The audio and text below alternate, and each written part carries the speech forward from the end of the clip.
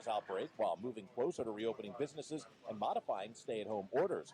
Robert Lang, UNLV public policy professor, says the pact is important since tourists within driving distance to Las Vegas will be key to our economic recovery. If you're in California and you're concerned about what are the standards for the protocols to open a business in Nevada, rest assured, we're following your same standards. You could have the same thing from, Las Vegas to Seattle to San Diego and to Denver, and you can count on it. Nevada Governor Steve Sisolak said Monday the Western States Pact shares a vision that puts science ahead of politics. He says it's important because millions of Westerners visit and vacation in Nevada every year. Los Angeles County now reports more than 20,000 cases of COVID-19 as Governor Gavin Newsom talks about easing some stay-at-home restrictions. Los Angeles City and County account for roughly half of the coronavirus cases in California, and despite those numbers, Governor Gavin Newsom foresees the chance of easing the state's restrictions. We are just a few weeks away, not months away, from making measurable and meaningful changes to our stay-at-home order. While Newsom is talking about the middle of next month, officials in a half dozen rural counties and cities in Northern California say they want to start getting back to business now. They note that out of their combined population of 500,000 people, there have been only 69 confirmed cases and just one person needing intensive care treatment. I'm Tim McGuire. The CDC is working on a set of guidelines to help restaurants, schools, churches, businesses, and other organizations safely reopen as states lift their coronavirus restrictions. Restaurants using disposable menus, plates, utensils, businesses closing break rooms, schools having students eat lunch in classrooms. These are just some of the many CDC recommendations. At Chronic Tacos in Alpharetta, Georgia, which reopened Monday, owner James Smith says they're taking all the precautions. We knew with our model that we could reduce our footprint in our restaurant and then abide by the sanitizer. All you slide the thing over like two guidelines for the CDC. And JetBlue just announced it would be the first U.S. airline to make passengers wear masks. I'm Julie Walker. With a check on our weather, here's News 3's Kelly Curran. We're looking at sunny skies across the area again today and more very warm temperatures with highs today topping out in the mid and upper 90s across the Las Vegas Valley. Keep listening for more updates throughout the day from News 3, your weather authority. Sunshine 82 in Las Vegas. I'm John Schaefer on the new 101.5 FM, 720 AM KDON, Las Vegas' only FM news talk station. With a check on the roads, here's John Michaels. From the Lerner and Rowe Traffic Studio. This report sponsored by Lowe's. A crash on the 215 Southern Beltway, westbound approaching Decatur, still a factor. Vehicles off to the right along with Highway Patrol. And a traffic hazard reported on the 215 Western Beltway southbound at Russell. Watch for light slowing there as well. And a traffic hazard reported at Fame and Acclaim Way. That was not affecting the major throughways, but if that's your area of town, watch for debris on the roadway. Delay-free I-15 north and south between the Spaghetti Bowl and Tropicana. And pros, Lowe's is open and pro-ready with the supplies you need to make repairs during this important time. I'm John Michaels from the KDON Traffic Center. These are worrisome times, causing a lot of stress and concern. And being in debt to the IRS can certainly make matters worse. Thankfully, there's good news. Optima Tax Relief can help you resolve your tax debt over the phone and online. Don't go it alone. Optima's tax professionals can reduce the stress in your life by helping resolve your IRS problems right from the comfort of your own home. Optima is America's most trusted tax resolution firm, having resolved over $1 billion in tax debt for their clients. And their award-winning team is ready to help you online and over the phone. Even during these uncertain times, they'll stand between you and the IRS and fight to get you the best deal possible. All it takes is one call to start the process. Optima's tax associates are standing by. Take the first step toward putting your tax problems to rest. Call now for a free consultation. Call 800-709-6011. That's 800-709-6011. 800-709-6011. Optima Tax Relief. Some restrictions apply. For complete details, please visit OptimaTaxRelief.com. The opinions of the hosts on KDWN are their own and do not necessarily reflect the views of this station, its management, or Beasley Media Group. Hello, everyone. This is President Trump, the greatest president in the history of presidents. And the only show I listen to is the top-rated show, Sharp and Shapiro. They are the best. All right, here we go. No. All right, here we go. All right, now we're going on the air. The day's biggest news stories from a Vegas perspective. This is the Vegas Take with Sharp and Shapiro.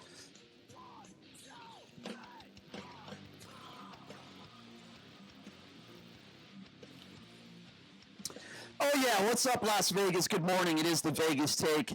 Sharp and Shapiro. Glad you could join us on a Tuesday. And we got a lot to get to today. We got a lot to go over. We're going to have some fun. Change of venue, by the way, if you're checking out our show on YouTube, the Vegas Take YouTube page. We are actually broadcasting today, not from Brian Shapiro's kitchen, but from the C. Wynn household. So if you check us out on YouTube, yeah, you'll see a little bit. And that's the voice of C. Wynn. You'll hear, or I should say see, some differences in the background there. But as I said, glad you could join us. A lot to get to today. Coming up at the bottom of the hour, Jeremy Aguera. He's from Applied Analysis. He's the guy that Carolyn Goodman has referenced in several interviews. He's a statistical guy. How's the economy going to come back? So on and so forth. He's going to give us those stats on when and if the economy will be able to jump back. Coming up in hour number 2, a guy by the name of Barney Wadley. This guy has one of the guys, or the leaders of another protest that took place in Nevada over the weekend. Fight for Nevada. He's trying to recall the governor.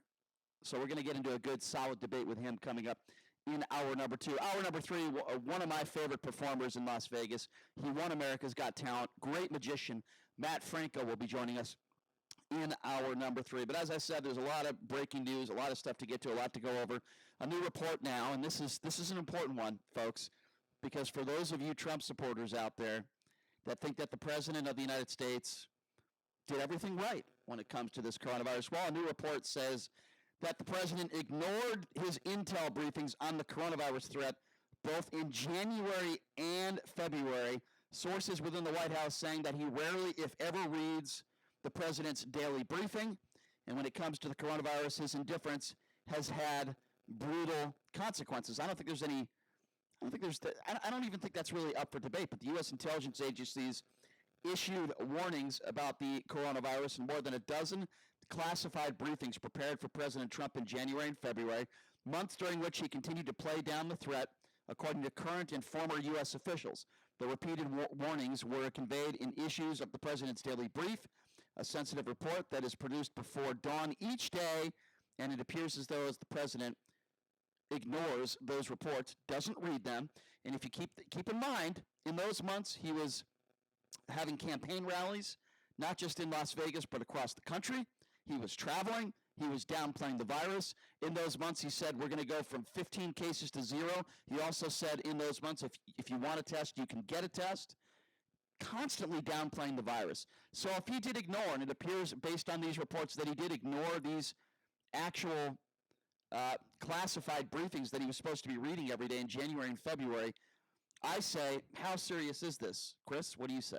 I say that hasn't he also been talking for the last, 5-6 weeks about how he accepts absolutely zero responsibility for anything regarding the COVID-19 pandemic and everything that's gone on? There's no question that, from his standpoint and from the Trump administration standpoint, that as far as having any liability or accepting any responsibility, it's null and void. It hasn't been there.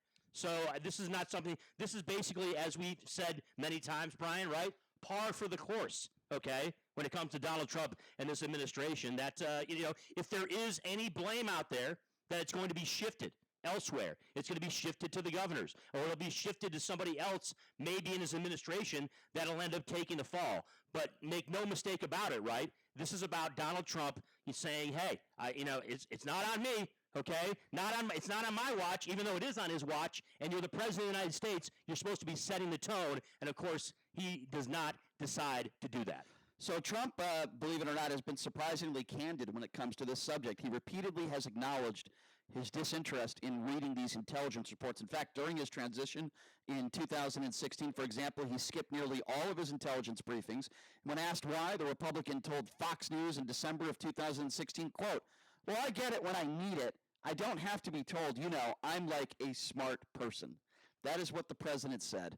I find that to be extremely troubling.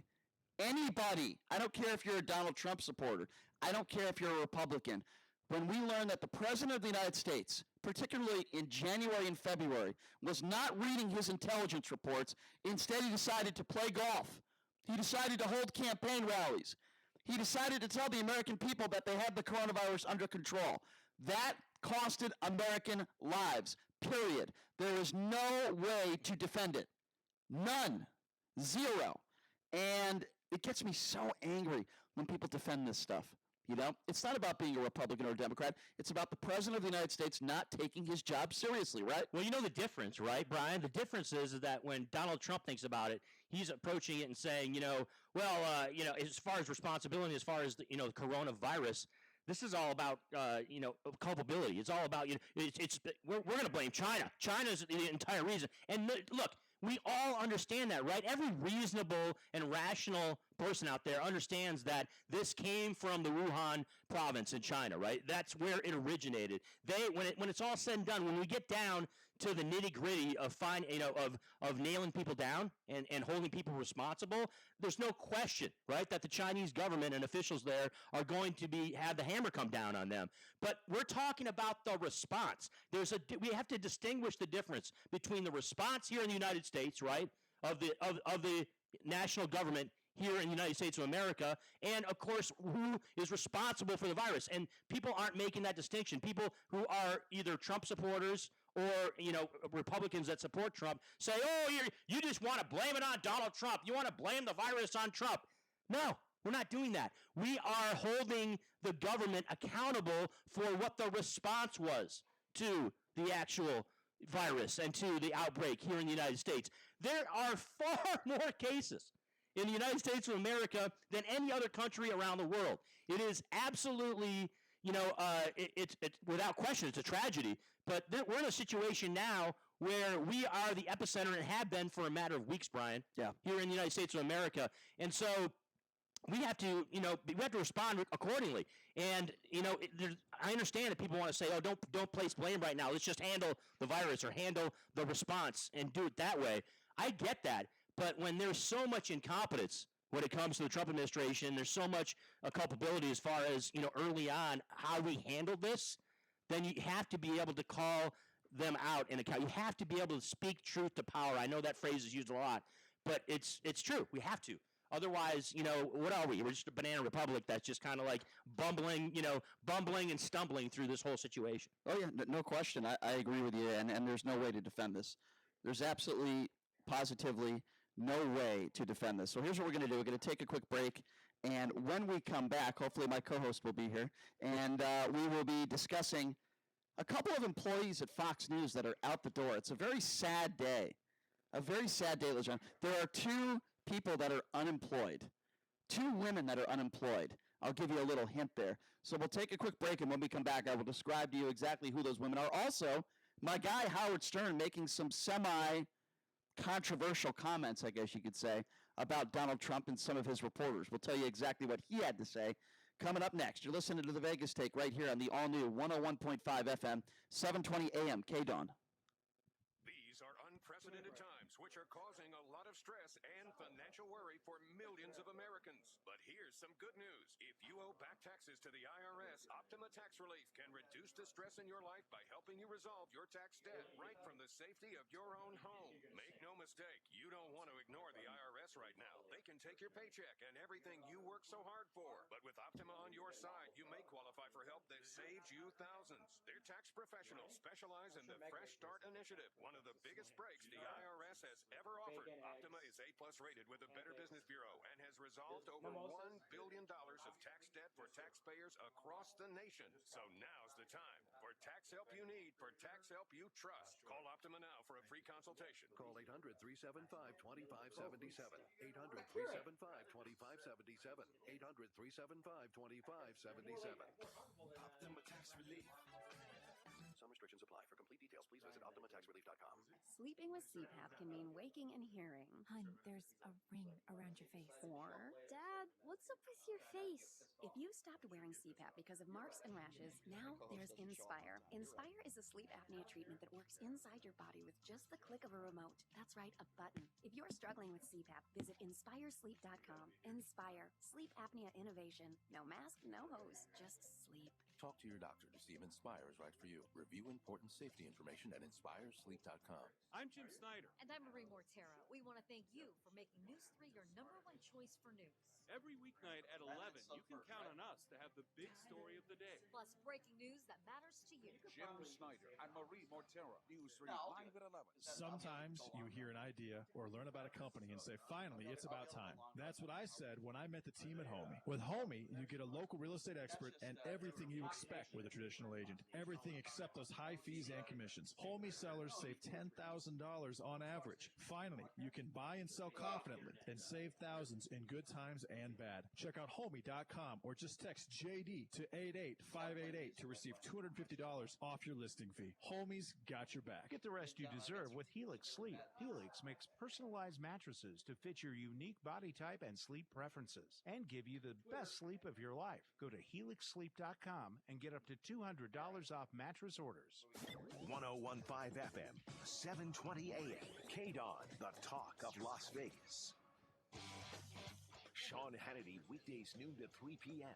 Now back to the Vegas Take on 1015 FM, 720 AM, KDON.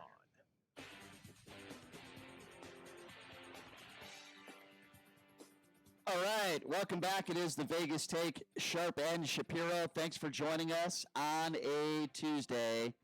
That's right, ladies and gentlemen, brought to you live, bringing it to you live from the Sea-Win House. Chateau. That's right. We got an awesome barista in Millie. That's right. We got Gina hanging out, and we have the co-host has arrived, Brian. Chateau de Sea-Win. So I got to tell you, I like it. So we're going to be able to get to some phone calls a little bit later in the show, but ladies and gentlemen, I'm going to have to bring you guys, I don't want to bring the mood down of the show, but we're going to have to bring you some sad news, ladies and gentlemen, some sad news. Yes. As we know, ladies and gentlemen, there are a lot of people that are in the unemployment line, and there's nothing funny about that. But Fox News has decided to add two lovely ladies to that list in the unemployment line. They are known as a controversial duo, staunch supporters of the President of the United States. That's right. At least I've always from Fox News, ladies and gentlemen. Listen, I'm trying not to get choked up here. Brian, I sense a tear coming out of the corner of JD's eye right now. There has to be. Well, they're very well-spoken, intelligent young ladies, and boy, I got to tell you, I totally understand it when Donald Trump decided to take some time during a pandemic to speak with Diamond and Silk. As he mentioned, they are at the forefront of African-American leadership in this country, according to Donald Trump. That's what he said. Now, if you don't recall who Diamond and Silk are, ladies and gentlemen, this is what Diamond and Silk had to say very recently about the coronavirus. Have a listen to this. In a matter of 2 weeks, over 1,000 people supposedly died from the coronavirus. In a 2 weeks time period, over 1,000 people, after being tested positive, have died from the coronavirus. But it took 39 days from January all the way up to February the 29th, I believe. That's for Saturday. the first person. For the first person to die. Here's another thing. Come on. Here's another thing. Come on. My president said on March the 24th, Tuesday, this past week, my president said that he would love for America to be back up and running. I knew this was going to happen. Oh, yeah. I knew after that. he said Wait, this, wait, wait. this was going to happen. Go ahead. At the time he said it, there was 25,489 cases with 307 deaths. Instantaneously, you had the media calling President Trump out. He wanted open by Easter. He wants this open by Easter. Me and you were talking. I said, now watch the numbers of deaths go up. Right. Watch everything increase because they wanted to make it look bad. That's right. 1,489 cases up to 121,478 cases. It went from 307 deaths to 2,026 deaths in 5 days. And the media is reporting that now the USA far supplies. We're number one now with the number of cases. All right, so even for Fox News, those are some very low standards. Let's just be honest here. Diamond and Silk are a bunch of dopes. They're just complete clowns. They're idiots. They were used as scapegoats, I believe, by the President of the United States. They're not intelligent. Why are they not intelligent, Brian? Well, first of all, the things they say. Did you just hear that cut? Yeah, I heard that. Did you hear the clip? I heard that. Do you hear the things that they say? That's why they're not intelligent. Because they don't use perfect grammar? No, I'm talking about exactly. Well, I think if you're going to be speaking for the President of the United States and you're public speaking, you should probably have first grade grammar. That's number one. Number two, what they're talking about in regards to the coronavirus deaths, they have absolutely no evidence to back up what they're saying. They're conspiracy theorists. And by the way, I don't want to go through. You could take a look at the CARES Act. I don't want to go through hundreds of the dumb things that Diamond. Listen, if you want to defend Diamond and Silk and you think they're very intelligent people, that's up to you. That you're entitled to your opinion. I think they're a bunch of dopes. And I think that's why Fox News fired them. I think they would agree with me, even though they won't admit that publicly. That's why they fired Diamond and Silk, because of their conspiracy theories, because of the ignorant things that they have said on a regular basis. They don't add anything to literally any conversation. They're dopes. I don't know what else to say. They actually make the president look worse than he already looks, if that's possible. So they weren't doing the president any services. I don't think there are African Americans across the country that are saying to themselves, you know what, I really don't like that president of the United States, but I really like that Diamond and Silk. So because of Diamond and Silk, I'm going to vote for the president. I don't think you can find me one African American or one minority that would actually say that. They're not doing the president any good. They're not doing Fox News any good.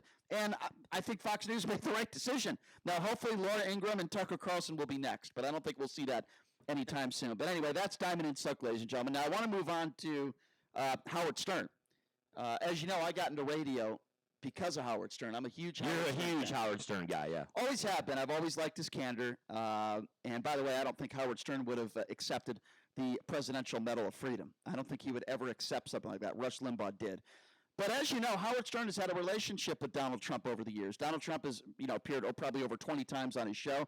They've always had a friendly relationship, and Howard said that ended as soon as President Trump, was called President Trump. As soon as he won the election, they don't really talk off the air anymore. So Howard Stern has been critical as of the last month or two in regards to the way Trump handles his press conferences, the way he's handled the coronavirus. And Howard Stern yesterday announced that he is going to be endorsing Joe Biden as president of the United States. I don't think that should come as too much of a surprise, although I have to say that has to bother Donald Trump some, the fact that they have been friends over the years. So this is what Howard Stern... And that makes Brian feel very good. No, I don't think it makes me feel good. I agree with him, but I'll tell you what does make me feel good, and I'm sure I'll be criticized for this, but this is what Howard Stern said yesterday on his radio show, and he's taken a lot of flack for it. Have a listen to this. I mean, I would love if Donald would get on TV and take an injection of Clorox, and let's see if his theory works. Let him volunteer, or hold a big rally, say f this coronavirus, with all of his followers, and let them all hug each other and kiss each other, and have a big rally. Big cocktail of disinfectant. Yeah, and all take disinfectant, and all drop dead. Okay. I think that's funny. I think that's hashtag get Howard off the air. I think he doesn't need to be there anymore. Well, that's absurd. That's fine. Okay, because you can think that, but he is literally hoping he's on Sirius satellite radio. He is hoping that hundreds of thousands of people die, Brian. Okay, well that's where you're 100% wrong. No, and you're taking he it too far. literally said he hopes that they drop dead. Okay. Hashtag get Howard off the air. Let's make that thing true. Let's start it in Las Vegas. All right, that's fair. That's your opinion. I think you're again 100% wrong. When Howard makes a statement like that, he doesn't want innocent people to die. Okay. He is making fun of the stupidity of some of these people that listen to every word that Donald Trump says. The stupidity, in my personal opinion, of the people that are protesting with their Donald Trump signs. He's mocking them. He's making fun of them for their stupidity. And does he literally want hundreds of thousands? By the way, there's not hundreds of thousands of people that are protesting. More like thousands, not hundreds of thousands.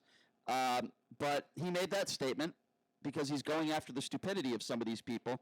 And those that will listen to every word that Donald Trump says in his press conference, in this case, talking about the disinfectants. He's making a joke. He's being funny, but at the same time mocking. What if Rush Limbaugh did the exact same thing with Joe Biden supporters? Would you say that about him?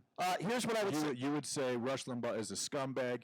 You would say, here's why I say get him off the air. You would say hopefully he dies of cancer. Okay, that's what you would if say. You want to put words in my mouth, you can. If Rush Limbaugh I mean, were to make that exact same statement. What would you say? What have I said about Rush Limbaugh, and what have I criticized him for?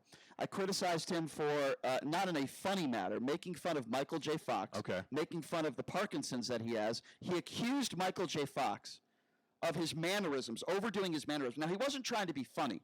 Okay? He wasn't trying to be over the top. He actually felt that Michael, and by the way, he doubled down on those statements. He actually felt that Michael J. Fox was overdoing his Parkinson's. Okay, that's number one. Number two, he was fired from ESPN for racist remarks. He wasn't trying to be funny on ESPN. He was being a racist. He has a known track record of being a known racist. Howard Stern's co-host, since Howard started, is an African American woman. That has nothing to do with this It has conversation. everything to do with it. Yes, it does. You are justifying Everything to do with it. Howard Stern telling thousands or several thousand people to drop dead. And you think he literally means that? Over Russia. And you think he means that? He said it. I can only go off what he said. I can only go off what he said, bro. Well, you're entitled to your opinion. If You're you right, think I that, am. that's fine. I think you're about the same percentage of people that are protesting, about 1% of America, if you believe that. I've been listening to Howard Stern since I was a little kid, and I can tell you right now, he said that because he's mocking the idiots that are, holding the Trump signs, that are protesting. And I can say that was completely over the top, and he had no business making that statement. Okay, well, you want to mock them, fine, but don't suggest that they actually inject Clorox collectively and all die. Well, you know what? That's something totally different. All right, well, I'll double down on what he said. And I'm very surprised that you're justifying that, but that's fine. I'll double down on what he said, and he shouldn't be surprised. I'll double down on what he said. If you're dumb enough to be one of these protesters and be a Trump supporter and cling to every single word that Donald Trump says as truth, if you're that stupid, and then I'll take it a step further. If you're dumb enough to take Lysol and inject it into your body, maybe you shouldn't be on the planet Earth. Maybe you shouldn't be here if you're that ignorant. If you're that dumb that you think that everything Donald Trump says is truthful, maybe you're not smart enough to be on the planet. That's what I would say. And Howard Stern is doing what he does. He's mocking those people that deserve to be mocked. Yes, I do believe those people that are at these protests, I do believe those people that are these Trump supporters that think that the president didn't do anything wrong by taking this by talking about the disinfectant stuff at his press conference. He's making fun of those people for being ignorant. There's a lot of ignorant people in the world, sadly, and Howard Stern's not going anywhere. And I can tell you something else. If Barack Obama offered Howard Stern the Medal of Freedom, knowing Howard, as long as I've been a fan of his, he would not accept that award. He would give it to somebody else. Rush Limbaugh didn't do that. Rush Limbaugh accepted the award as being a known bigot and racist. When Rush Limbaugh tells 10 to 20,000 Joe Biden supporters to die and explains to them how they should die, and I justify it, don't get angry with me, okay? Sure. Okay. No problem. All right, fine. No problem. But you know what? I don't think Joe Biden. And you're right. It's not going to happen because Rush Limbaugh will not do that. He would not. Because he's a great guy. You're right. I'm not saying he's a great guy. No, he's a wonderful guy. But he would not stoop that low. He would You're not right. Rush would never stoop that low, except for playing a song called, Barack the Magic Negro. But you're right, JD. He would never stoop that low. I agree with you 100%. He would never stoop that low. All right. Well, coming up next, we're going to take a break. When we come back, we're going to be joined by a man by the name of Jeremy Aguero. Jeremy Aguero is from Applied Analysis. He's a statistics guy. And if you notice, in some of Carolyn Goodman's interviews, including with Anderson Cooper, she mentioned him. We're going to ask him questions about the economy, statistics. Will the economy be able to come back from this? Will Las Vegas be able to come back for this? We'll take a quick break. We'll be back right after this. You're listening to The Vegas Take. With a number of big companies, including the Los Angeles Lakers, saying they're returning small business loans to the government. Never said Treasury the whole Secretary thing about Steve tells CNBC all using large placebos, however. will be reviewed. She never said Jeremy Aguero suggested it. No, she said that she asked him her steps before there is loan forgiveness. Right, she didn't say it by name. So it might be like the kind of thing you bring it up with him, say, did you discuss this with At the same time, companies are trying to limit their liability I think that's a totally from relevant workers question. and customers who contract the virus at their place of business. Health officials are compiling guidelines to help businesses, churches, and groups safely reopen. Draft guidance from the Centers for Disease Control and Prevention still could be revised before people Carolyn Goodman said that she wanted to offer up Las Vegas as a tenant. on Wall Street. Did The you Dow discuss down that? about 20 points. That would be the I'm Mike Moore. If you want to ask her. It's time to check the roads. From the Monroe Traffic Studio. This report sponsored by Lowe's. Watch for slowing for a crash reported on Charleston west of Rainbow Boulevard. take an alternate to avoid delays, you could use Oki or Alta instead. Another accident on Charleston, this one at Pecos. In that case, use Wyoming or Stewart as a good alternate. And expect some slow and go for a traffic hazard reported on Durango at University just south of Flamingo. Pros, Lowe's is open and pro-ready with the supplies that you need to make repairs during this important time. I'm John Michaels from the KDON Traffic Center. The world needs more heroes, more action-oriented do-gooders, more here's how I can help right-hand sidekicks. The world of sarcoma is no different, and if you're thinking, what is sarcoma? We're glad you're listening. Sarcoma is a rare cancer of the body's soft tissue and bone, and this cancer affects tens of thousands of Americans yearly. The Sarcoma Foundation of America partners with like-minded heroes to advocate for sarcoma patients through funded research and widespread awareness efforts. Learn how you can join forces at curesarcoma.org. Diabetes, high blood pressure, anxiety meds, everyone's on them. If you're a 50-year-old male, maybe a bit beefy, or even with type 2 diabetes, $1 million of term insurance may only cost you about $200 a month. Affordable term life insurance is out there. Call Term Provider and speak with Big Lou at 800-481-1458, 800-481-1458, or visit biglou.com. Remember, Big Lou's like you. He's on meds too. Sean Hannity, weekdays noon to 3 p.m. Now back to the Vegas Take on 101.5 FM, 720 AM. KDON.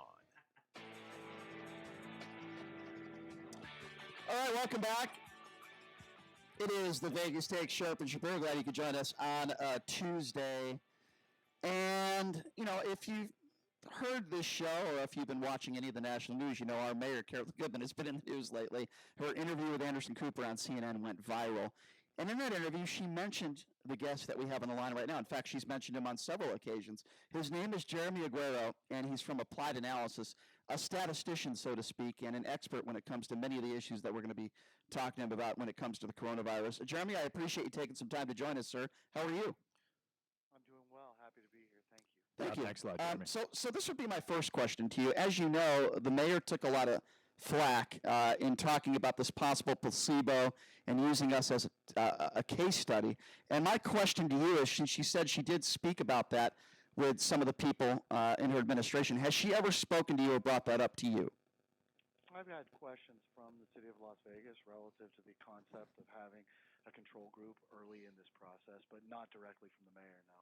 What do you think about that? What are your opinions on that? Do you think it would work, and do you think it's fair that some of the flack that the mayor is taking for bringing that up in that interview with Anderson Cooper? Yeah, look, I'm not going to comment on what's fair, what isn't fair. I think reasonable minds can differ relative to any set of facts, and certainly under the circumstances that we're in. Now, look, I think the mayor's heart is in the right place, right? She's trying to get the economy back open, and she's very, very concerned about small businesses. That having been said, you know, the concept of having, you know, one group of people in a metropolitan area like ours, of course, that would be very difficult to actually make happen, because people are going to go back to their homes that aren't necessarily within a physical boundary, and so that becomes very problematic overall. Again, there is logistically, I think it would be very difficult to make happen. Yeah, I tend to agree with you. All right, let's talk a little bit about the economy. You're obviously an expert when it comes to stats and you know, hopefully foreseeing the future. We don't know exactly, Jeremy, obviously, when the entire economy is going to reopen and when we'll have any sense of normalcy. But you know, a lot of people are concerned. Am I ever going to be able to get back to work? Is the economy in Las Vegas, across the country, of course, but particularly here in Las Vegas, is Las Vegas going to be able to rebound from this?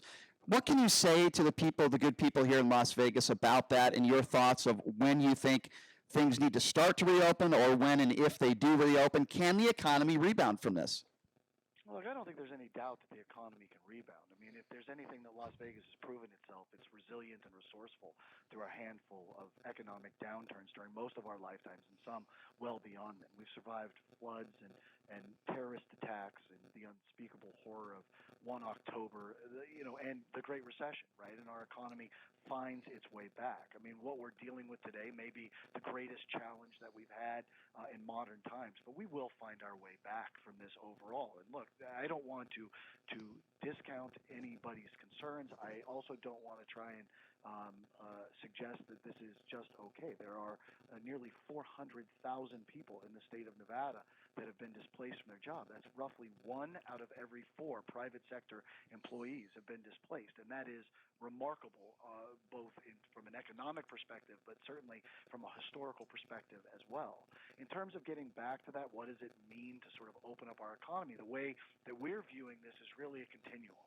We've got a public health crisis, we've got an economic crisis, we've got a fiscal crisis, and then I think at the back end of this, we're going to have a legal crisis. And the reality is, while everyone wants to try to put a calendar to it, it is not a function of time. It is a function of science. And when it's safe for us to be able to open those things back up, I think our governor and other government and healthcare officials will allow that to happen. I think all of us want to see that happen sooner rather than later because of the economic toll this is taking. But the worst case scenario is not to extend the closures for another week or another 2 weeks. The worst case scenario is to have to open our economy back up and then have to close it back down again. And I do think there are going to be fits and starts. There are going to be successes and failures. But being deliberate and thoughtful in terms of reopening our economy is what's critically important. Now, the other piece of that I think is necessary to say is that we've been spending a lot of our time and creativity trying to figure out how to get people to stay home. That has been good and effective, and I think the people of Nevada should be very proud of themselves for the way that they've handled that. It is time to start using our ingenuity in terms of figuring out how to get people back to work, and I think a lot of the dialogue has shifted that way in the last 10 days, and I expect to hear a lot more about that from both the governor's office as well as other officials nationally, as well as here in Southern Nevada, not only over the next few days, but certainly over the next few weeks. You mentioned historical, remarkable numbers. Are you suggesting that Las Vegas could have one of the highest unemployment rates in American history at the end of this thing? Yeah, I'm not suggesting. I think we're already there, right? At the peak of the Great Recession, our unemployment rate was in the 13 to 14% rate. We are currently have an unemployment rate by our estimates of about 26%, which is beyond anything in sort of modern times when sort of the similar data were being measured the same way. That is a phenomenally high rate, and we are already there, and I will tell you, I think that is going to continue to get worse before it gets better. As the economy opens back up, many employees will be able to go back to work. However, there are going to be some that it's going to take some time for those jobs to be recreated. For some, it's going to be a very long time until those jobs are come back online. And look, I think we also have to be realistic about the nature of our economy. A full third of our economy is in leisure and hospitality here in Southern Nevada. That is way higher than almost anywhere else in the entire United States. And we think about 20% of our visitors come from international points of origin. That's going to take time to come back. 16% of our visitors are convention, trade show, special event type activity.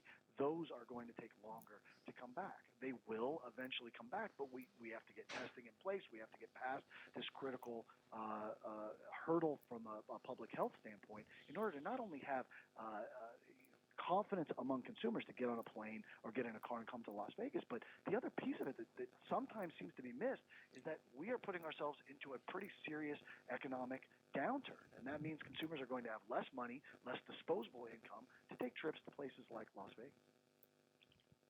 Of course, to that point, you brought up, of course, Las Vegas and how unique we are here. Obviously, you brought up the hospitality industry, which is a monstrous force here, not just in Las Vegas, but across Nevada. So that obviously, and by the way, I'm a furloughed employee that happens to work full time on the Las Vegas Strip, so I'm well aware of kind of the unique dynamic that we have here and how things are going to pan out as far as once we are able to go back to work. Right, this it's not going to be like any other recession or depression in American history, right? I mean, we're talking about something that is completely different when you're dealing with a pandemic. Yeah, look, first of all, I'm sorry that you're going through that. I'm sure it's difficult on you and your family, and I really hope you're able to get back to some degree of normalcy in terms of your job sooner rather than later. But the second part of your point, I think, is very, very well taken, right? I mean, yes, there are attributes that are similar to recessions. There's even attributes that are similar to the Great Depression or to other challenges that we as a community or this nation has faced. There are things that make it similar, but there are things that make it entirely make it very different as well, not the least of which is the speed to which this downturn happened and the magnitude of the downturn. I mean, the closure of our tourism industry altogether is something that we've never seen happen before. And let's be clear. And if we look at our economic curve, if you will, the point at which we are at the highest and the point at which we are at the lowest are essentially within 30 days of each other. From our economy. And this is something that is almost unfathomable from an economic standpoint. Jeremy, right now, the state of Nevada is very unique in that we don't have an income tax. We don't have a food tax. A lot of the money that is being spent is at the grocery stores on food. How is Las Vegas in particular bringing in tax revenue?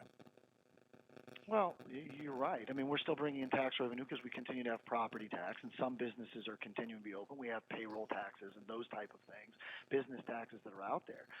But you're right. We are very, very dependent on retail sales and use tax in the state of Nevada, and that's going to drop like a rock.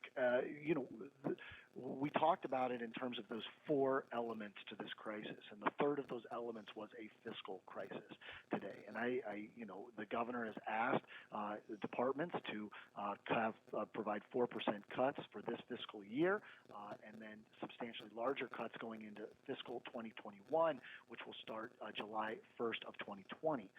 The county and other local governments have taken substantial steps in terms of starting to shore up their budgets and keeping that maximum flexibility. It's a real balancing effort here, right? Because on the one side, you don't know how this is going to play out. Are we going to bounce back a little quicker than people expect? Is it going to be a little slower than people expect? You don't want to lay off too many people. You don't want to lay them off too early. But at the same time, you don't want to wait because every day that you continue to make those payments, you're burning through cash. The other part of that calculus that I think is unique to this particular situation is the way that the CARES Act is structured. There are many employees that can actually make more money on unemployment. Right. Would not being on unemployment. Now, there's a double-edged sword there that I'm sure you guys are pretty aware of. I mean, obviously, we want to get people have an incentive to get back into that workforce. But in the meantime, we don't want to do is make it more difficult on families that have maybe had one person laid off or maybe could make a little bit more money doing that as opposed to just sitting at home. Totally understood. If you're joining us, we're joined here by Jeremy Aguero from Applied Analysis. Okay, Jeremy, this might be a tough question for you, but it's a debate I have with people on a daily basis. As you know, over 56,000 people have died in this country from the coronavirus. We're approaching 1 million. And a debate I hear from some other people is, well, look at how many people are going to die from, for example, because they're unemployed. Look at how many people are going to die from suicide. Look at how many people are going to die from substance abuse. And my debate, or at least my argument to that is, we shouldn't open up the country because of that. We need to make sure it's safe first before people go back to work. Can you talk to me, even from a numbers standpoint? I know it's hard to do, but can you talk to me from a numbers standpoint? Is that a valid argument? We need to reopen the economy because of suicide and because of all these people unemployed, even if it may not be 100% safe for people to go back to work? Absolutely not. That's not a valid argument. And I think that you sort of gave the answer in the way you framed the question. Right, there were so many unknowns, and still are today, relative to the coronavirus, that we have certain responsibilities for our community and for this economy. I mean, can you imagine what it would be like if the Las Vegas Strip became a hot spot where we were continuing to just do something different than what the balance of the nation was doing and sent people all over this world infected with a coronavirus that we didn't understand? I mean, this could potentially be devastating for our economy.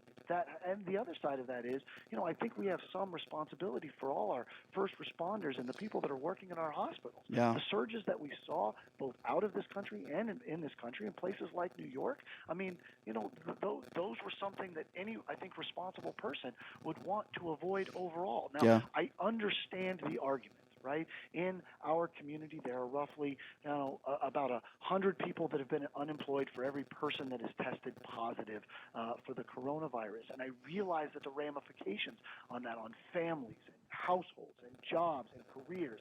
Look, I have a daughter that was a senior in high school, and it's been devastating for her to lose out on so many of those things. And that's minimal in terms of the way that other people's lives have been affected, not being able to be with a loved one that's passing away and those type of things. These are devastating, emotional, things that are very, very difficult for us.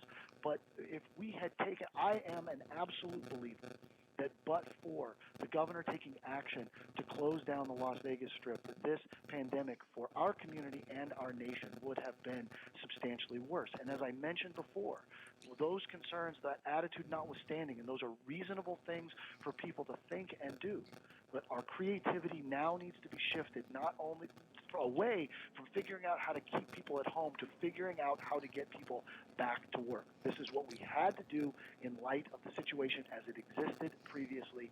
Now we're really focusing our state's time, attention, effort, and expertise on figuring out how to get us back open. And I'm really glad we're making that transition. No, Jimmy, we had a guest yesterday from the Bonanza Casino in Reno, Nevada, and he made an interesting argument. He said that 40% of the revenue in Nevada is based on gaming, the tax that comes from gaming. He argued that in Nevada only, that gaming should be considered an essential business. Does he have a legitimate argument in your opinion? Yeah, look, I'm not going to discount anyone's argument as sort of being illegitimate. I think that's a dangerous argument to make. However, yes, the reality is that gaming is business like any other. It's also a business that requires people to convene in a certain area, which we know is an acute risk relative to this particular challenge, this public health challenge that we're saying. I think that while I don't disagree with the dependence that he mentions relative to our economy as it relates to gaming and hospitality, he is absolutely right about that. But I do think that creating any situation where people are going to convene is irresponsible. I mean, if we're going to not let people go to churches because we don't want them all to get together, how do we say it's okay for them to go to casinos where they would do the same? Exactly, and I think there's a fine line between going to get food for your family and having the urge to play a slot machine. I'm sure we all would agree on that. Jeremy, let me say this. I'm really glad that you are working with the mayor. You're an extremely intelligent guy, and we appreciate you taking some time to join us this morning. Really some insightful information, and we hope we could have you on again sometime. Jeremy, thank you so much. We appreciate you. Yeah, you bet. Stay safe and stay well. We'll talk to you soon. Thank you very much. Thanks a lot, Jeremy. It's Jeremy Aguero from Applied Analysis, really smart guy, and I appreciate the fact he did not make it about politics. He answered every single question honestly. He gave credit to Governor Sisolak, as I have from day one, in doing what he did in closing the Strip when he did. And he also said it's not a fair comparison to talk about suicide. It's not a fair comparison to talk about people that might have drug issues. It's sad, don't get me wrong, it's terrible, but that's not a valid reason for opening up the economy. That's what he said. Smart guy. I agree with him on that, and he said a lot of things. So we'll take a quick break. When we come back, it's a new segment I want to do on the show. There's a lot of people that are saying a lot of ridiculous things on social media, right? It happens every day, but specifically in Las Vegas when it comes to people that are in quarantine that want to get out of quarantine. I'm calling it the social media dope quarantine take of the day. We'll get to that when we come back. You're listening to the Vegas Take right here on the all-new 101.5 FM, 720 AM, KDAWN. Hi, it's Alan Masters. Join me and my brother David for Advice Line, 10 to midnight, Monday through Friday on 720 KDAWN and 101.5 FM. That's Advice Line, America's live radio counseling program. If you've got problems, we've got answers. Monday through Friday, 10 to midnight. I'm attorney Paul Powell. If you get hurt in a crash, did you know your lawyer can take more money than you? That's right. You get hurt and the lawyer gets rich. Not very fair, is it? When you hire me, those worries go bye, bye, bye. I promise never to take more money than you. And I put it in writing. If you're tired of greedy lawyers, call 728-5500 or go to paulpowell.com. I really can help. Paul Powell. More lawyer, less fee. Some restrictions apply. This is Lorraine Hunt Bono, inviting you to tune in for Breaking Bread with Bono. Join my husband, Dennis Bono, as celebrities share with him their intimate and humorous stories. Saturdays, 5 to 6 p.m., right here on KDAWN. Sean Hannity, weekdays noon to 3 p.m. Now back to the Vegas Take on 101.5 FM, 720 AM, KDAWN.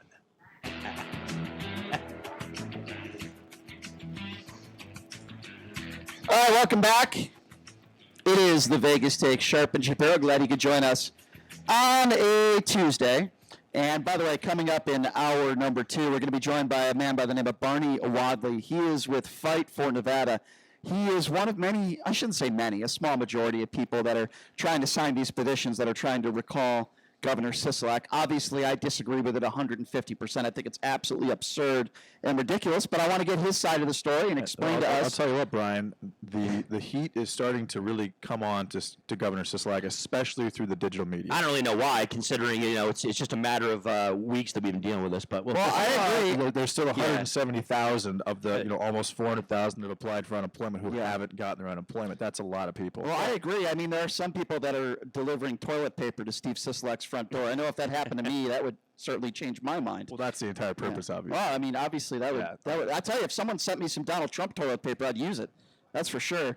But anyway, it's now time, ladies and gentlemen, for a segment that we are going to start doing every single day, and it is called the Social Media Dope Quarantine Take of the Day, ladies and gentlemen.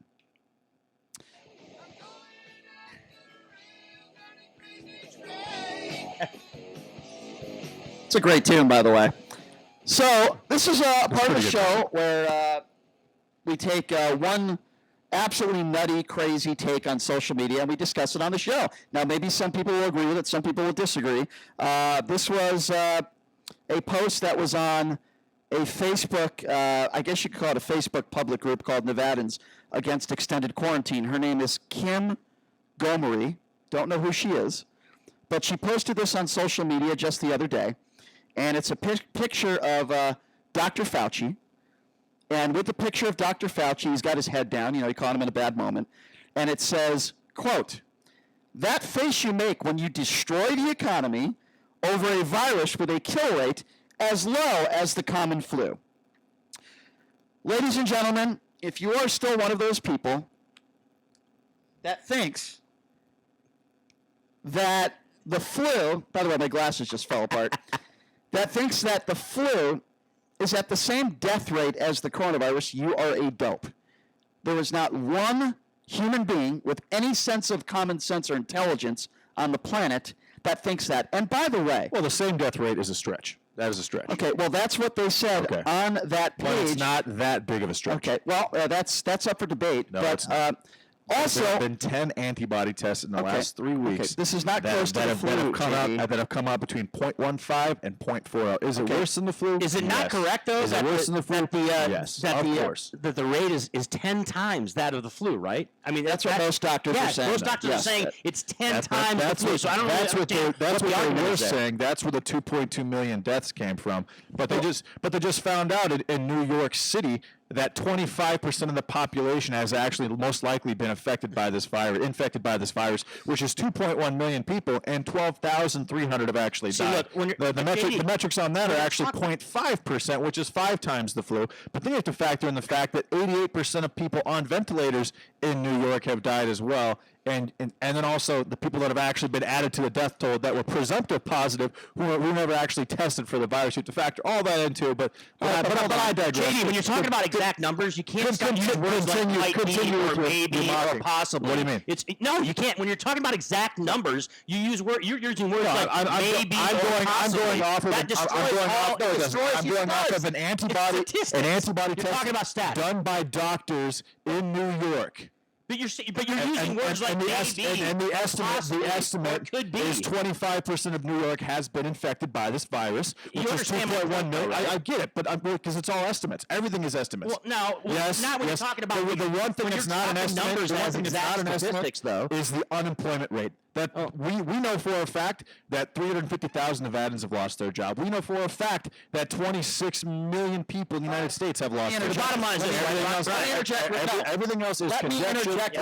Here's something that is not conjecture. We have close to 1 million people that have contracted this virus. Way more than that. If I could just more than that. Because unlike I'm going by what is on every single national network, which does not factor in asymptomatic cases. If I could just finish real quickly, okay? We don't know who is asymptomatic or not because our idiot in chief doesn't have enough tests. which I talk about every single day. Why would you test someone who isn't symptomatic? Okay, well, don't talk to me about you who's test them for antibodies, not the actual virus. Don't talk to me about who's asymptomatic or not when you don't know, because our president doesn't have enough tests. That's why Let the me go to what I antibody was test saying. makes more sense. Okay, You're not going to randomly test an entire population if I can for a virus that they're not showing symptoms I for. understand you disagree with me, but if you could let me talk for 20 seconds without interrupting me. Every national network says there are close to 1 million people that have contracted this virus. Of those 1 million people, and by the way, it's only been a couple months. If you want to say it got here in late December, fine. We'll give it 3 or 4 months. Over 56,000 people have died. This is not the flu. And I'm tired of people comparing this to the flu, because then people, you know what, Brian, hold on a second, I'm not done yet. Yelling doesn't do anything. Well, I'm angry. Okay, well, I'll tell you why I'm angry. That's fine. I'm angry because there are people that have been undermining this virus since day one, and because of that, there are some people out there that have died. Okay, have died because they listen to people that have been undermining this virus since day one. The President of the United States held rallies in January and February. He did not read his own briefings that he's supposed to read every single day. So if you want to talk about antibodies and all the other stuff, that's fine. We have someone on a Facebook page that I just said, comparing it exactly to the flu. She's a dope. And by the way, in this picture at the beginning, which we haven't talked about yet, she says that face you make when you destroy the economy. Do you think Dr. Fauci on day one said to himself, boy, I can't wait to ruin the economy? Do you think that this is what he wanted? That is a disgrace. I don't think that Anthony Fauci knew what he was dealing with because of misinformation from China, which I've said 4 or 5 times since we started doing this show. And on January 26th, he said this is nothing really to worry about. And February 27th, he said the exact same thing. Anthony Fauci was dealing with, again, misinformation from China. And is this woman wrong? Is it the same, as deadly as the flu? No, it is more deadly than the flu, but it is not 30 times more deadly. I didn't say it was 20 times more deadly, or even 10 times. It's most likely 2 to 4 times more deadly than the flu, predicated on antibody tests that have been. But why are we comparing it to the flu anyway? I don't understand why we're even comparing it. It's stupid to do that. It's not the same thing. I just think it's interesting. The flu is something that we have treatments for. That we have ways to deal with it. It still kills 24 and to 60,000. those numbers are the numbers. But let me ask you this. Why do you need to compare it to coronavirus? If actually think about this, without a vaccine, right? The coronavirus at this point is probably going to kill 75,000 people. We'll call that. That's a safe number. Well, I don't know that. Well, I mean, that's not a safe number.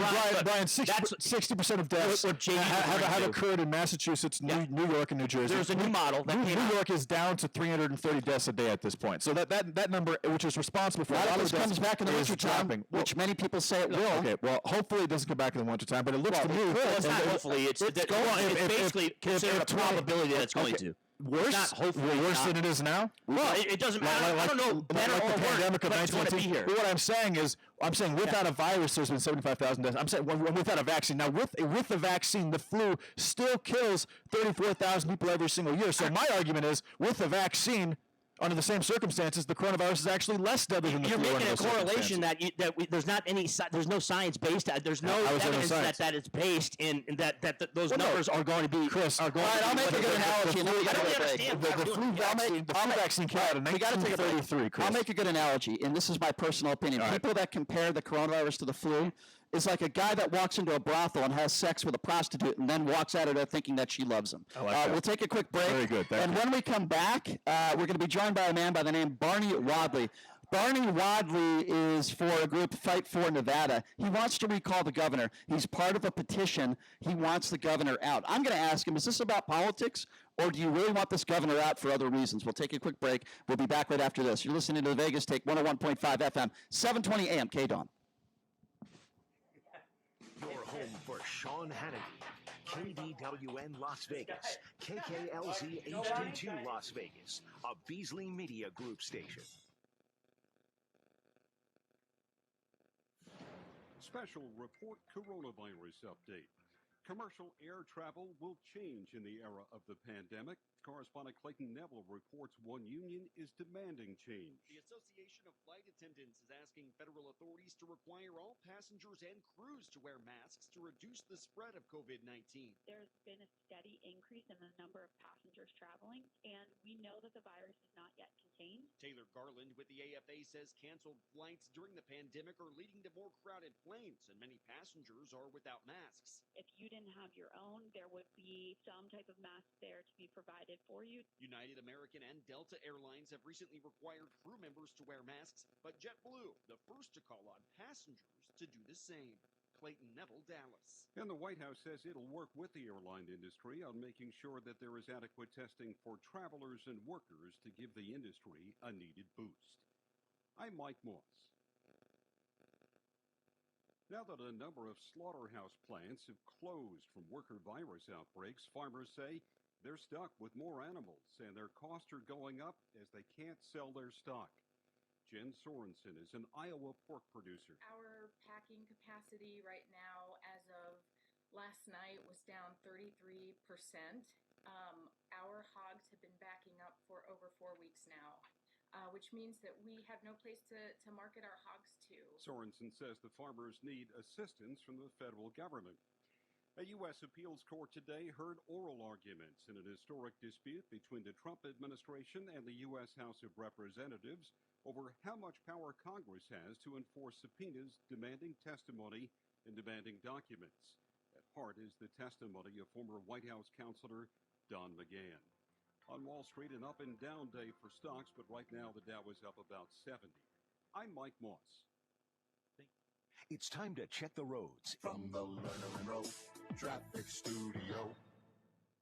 This report sponsored by Lowe's. A crash on the Western Beltway southbound Lake Mead Boulevard blocking the exit ramp. Drivers are using the Gore area to exit the freeway instead. And watch for police activity reported on the 215 Southern Beltway eastbound at Green Valley Parkway for motorist assist. That may be a stalled vehicle. And watch for police activity reported 95 northbound just north of Rainbow. And again, that is for motorist assist. On the surface streets, a crash reported at Charleston at Pecos. Avoid delays. Use an alternate like Wyoming or Stewart instead. And pros, Lowe's is open and pro-ready with the supplies you need to make repairs during this important time. I'm John Michaels from the KDON Traffic Center. Get the rest you deserve with Helix Sleep. Helix makes personalized mattresses to fit your unique body type and sleep preferences and give you the best sleep of your life. Go to helixsleep.com and get up to $200 off mattress orders. Sleeping with CPAP can mean waking and hearing. Hun, there's a ring around your face. Or, Dad, what's up with your face? if you stopped wearing CPAP because of marks and rashes, now there's Inspire. Inspire is a sleep apnea treatment that works inside your body with just the click of a remote. That's right, a button. If you're struggling with CPAP, visit InspireSleep.com. Inspire. Sleep apnea innovation. No mask, no hose, just sleep. Talk to your doctor to see if Inspire is right for you. Review important safety information at InspireSleep.com. SportsX Radio Nation, what's up? It's Ken Thompson, host of SportsX Radio, reminding you to catch me at my new time, 8 to 10 p.m. for all the local Vegas sports coverage, plus the national scene as well. That's SportsX Radio on the new 101.5 FM, 720 AM, KDWN. V is for victory, except on Saturdays when V is for veterans.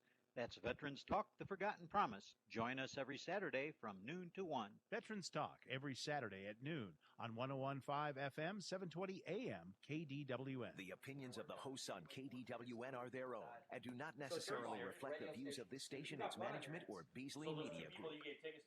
Hello, everyone. This is President Trump, the greatest president in the history of the president. And the only show I listen to is the top-rated show, Sharp and Shapiro. They are the best. Right now, the day's biggest news stories from a Vegas perspective. This is the Vegas Take with Sharp and Shapiro.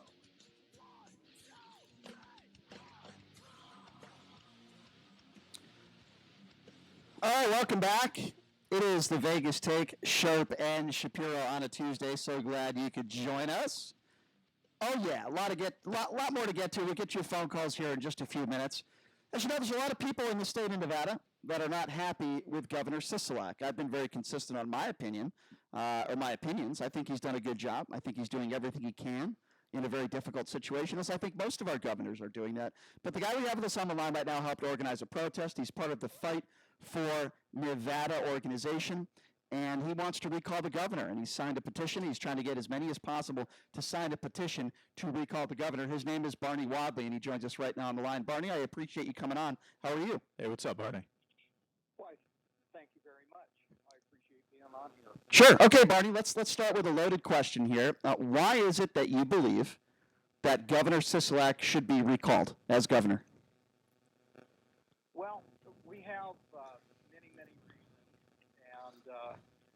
we originally started this campaign about 10 months ago, and when the legislature was going through and passing a lot of spending bills and bills against the Constitution, and it just kind of snowballed from there. So this really isn't. This isn't about the coronavirus. This is more political. Am I wrong in assuming that? Yeah, you are. Well, you said this happened 10 months ago. 10 months ago, though. Well, We are not a political organization. Okay. We are not a conservative organization. We are registered with the Secretary of State as a nonprofit recall committee. Are you trying to recall any Democrats? Or Republicans? Oh, I'm sorry, Republicans, sir. I apologize. Are there any Republicans out there that you are? Brian, there's not very many Republicans in Nevada government as we speak. There's very few. There's Amadei. That's about it. However, if the governor was a Republican, or if he was a independent or a libertarian, we would still be doing the same thing. Okay, fair enough. What do you think the response is of Donald Trump and his administration? Would you say he's done a good job? Do you have any criticisms of the way Trump and his administration have handled the coronavirus response effort? Well, that I'm really not going to get into because it doesn't involve the recall of Governor Sisolak. No, he's trying to create you. He's trying to create you as biased by not wanting to recall Donald Trump. But Barney, all due respect, it's a very standard move. But JD and Brian, and to Barney, I mean, there has to be a means to an end here, right? I mean, obviously, I don't know exactly what your ideology is as far as your group and why you're trying to recall Governor Sisolak. But we are in the midst of a global pandemic right now. So in that vein, obviously, we would want to know what your perspective is as to not just Governor Sisolak, but of course, how anything would be different if anybody else was the governor of Nevada, if you understand what I'm trying to talk about here. I mean, I guess if you want to recall Steve Sisolak, my main question would be, what would any other governor, how would their approach maybe change your mind, or maybe, be okay from your viewpoint? That's kind of what we're talking about. What would you like to see a different governor do? Yeah, exactly. Okay. Well, what this is my personal opinion. It's not a group opinion, but I do believe that number one, he's kind of boggled the test kits. I have a niece that is a nurse in Las Vegas area, and in her facility there are only 6 test kits. So okay, let's go with that theory for a second. So hold on, I can address that, right? Let me address that one at a time, if I may. If going by that standard, I'll chime in on that as well. Going by that standard, then every governor should be recalled, because in every single state, every governor is saying they don't have enough test kits. So if you're going by your theory, then why don't you just try to recall every single governor in the country? Because I don't live in every state in the country. But by your standards, you think, on the record, if you had it your way, every single governor in the country should be recalled. Is that correct, sir? Yes or no? No. So explain to me the difference. Good answer. If I can just finish, explain to me the difference between a governor in another state that doesn't have enough tests, that's a Republican, and a governor in this state that doesn't have enough tests, and Governor Sisolak. What's the difference?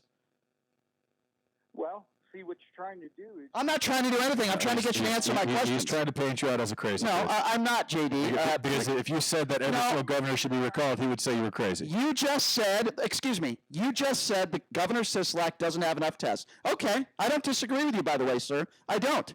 The entire country doesn't have enough tests. Every state doesn't have enough tests. Hold on a second, if I could just finish. So why won't you hold all the other governors to the same standard that you hold Sisolak at? That's what I'm trying to. I'm not trying to paint you anybody. It's a very logical question. Why won't you hold all those other governors, whether they're a Republican or a Democrat, to the same standard that you would hold Sisolak? It's a very fair question. Well, I'll tell you exactly. If I lived in the other states, then I probably would. Well, that's not what you just said to me, though. Well, hold on a second. You're contradicting yourself. Let me clarify it for you. Please. You are really trying to paint me into a corner. And, You're right. Well, you are totally correct. It's a very simple question, sir. I'm not trying to paint you in a corner. he's You're absolutely the one who correct. criticized Governor Sisolak for the testing, not me. And all I'm asking you is a very simple question. Will you hold all the other governors accountable to that same standard? And you're giving me wishy-washy answers. I just want a direct answer. Let me answer the question. Well, let him. Through the federal government until Have a chance to respond. Go ahead, Barney. Okay. Well, like I said before, I live in Nevada, and I'm only concerned about what is happening in Nevada. And it doesn't have anything to do with political affiliation. To prove that are some of our lead people in Las Vegas area now that are collecting signatures on the petition are libertarians and independents. We also have Democrats in our group, so we are not a partisan group. The opinion that I gave you was my opinion. It's not our group's opinion. All right, fair enough. So let's go with that for a second. You had a protest that you helped organize over the weekend. How many Joe Biden and Bernie Sanders signs did you see there compared to Donald Trump signs? I have no idea. Did you see one? I understand. In Carson, okay, I understand. We're talking about Carson City and Reno now because I wasn't there. Did you see one Joe Biden or Bernie Sanders side at your protest? No, I didn't. Did you see any Donald Trump signs at your protest or Make America Great Again signs? Yes, I did. Okay, so how can you say that it's both political. sides when it's not political? With all due respect, sir, how can you say that? Every protest I've seen, including yours, was pro-Trump. Trump signs everywhere. I didn't see one Joe Biden sign. I didn't see one Bernie Sanders sign.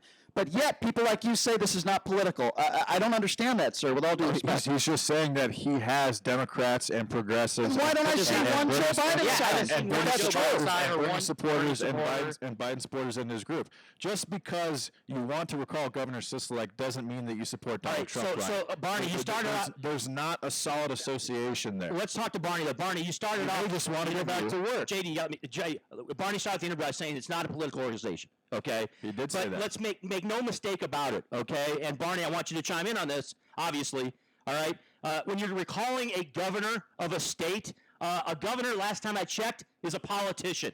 Okay, so there has to be some basis as far as a political perspective as to why you're recalling him. And I guess I'm getting to the point I'm going to make as far as these protesters. Barney, you said this isn't. You're not you have no political motivation here. You said that, but there's no question that the people that are out there protesting absolutely have political motivations, and we've all seen it because we watch it on social media every day, and we see it on television, and we hear it on radio of people who are either on the right or are Donald Trump supporters that are fueling this effort.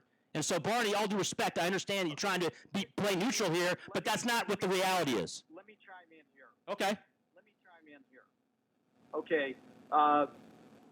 Our group got started, and we were portrayed as a radical, conservative, Second Amendment group, which is totally false.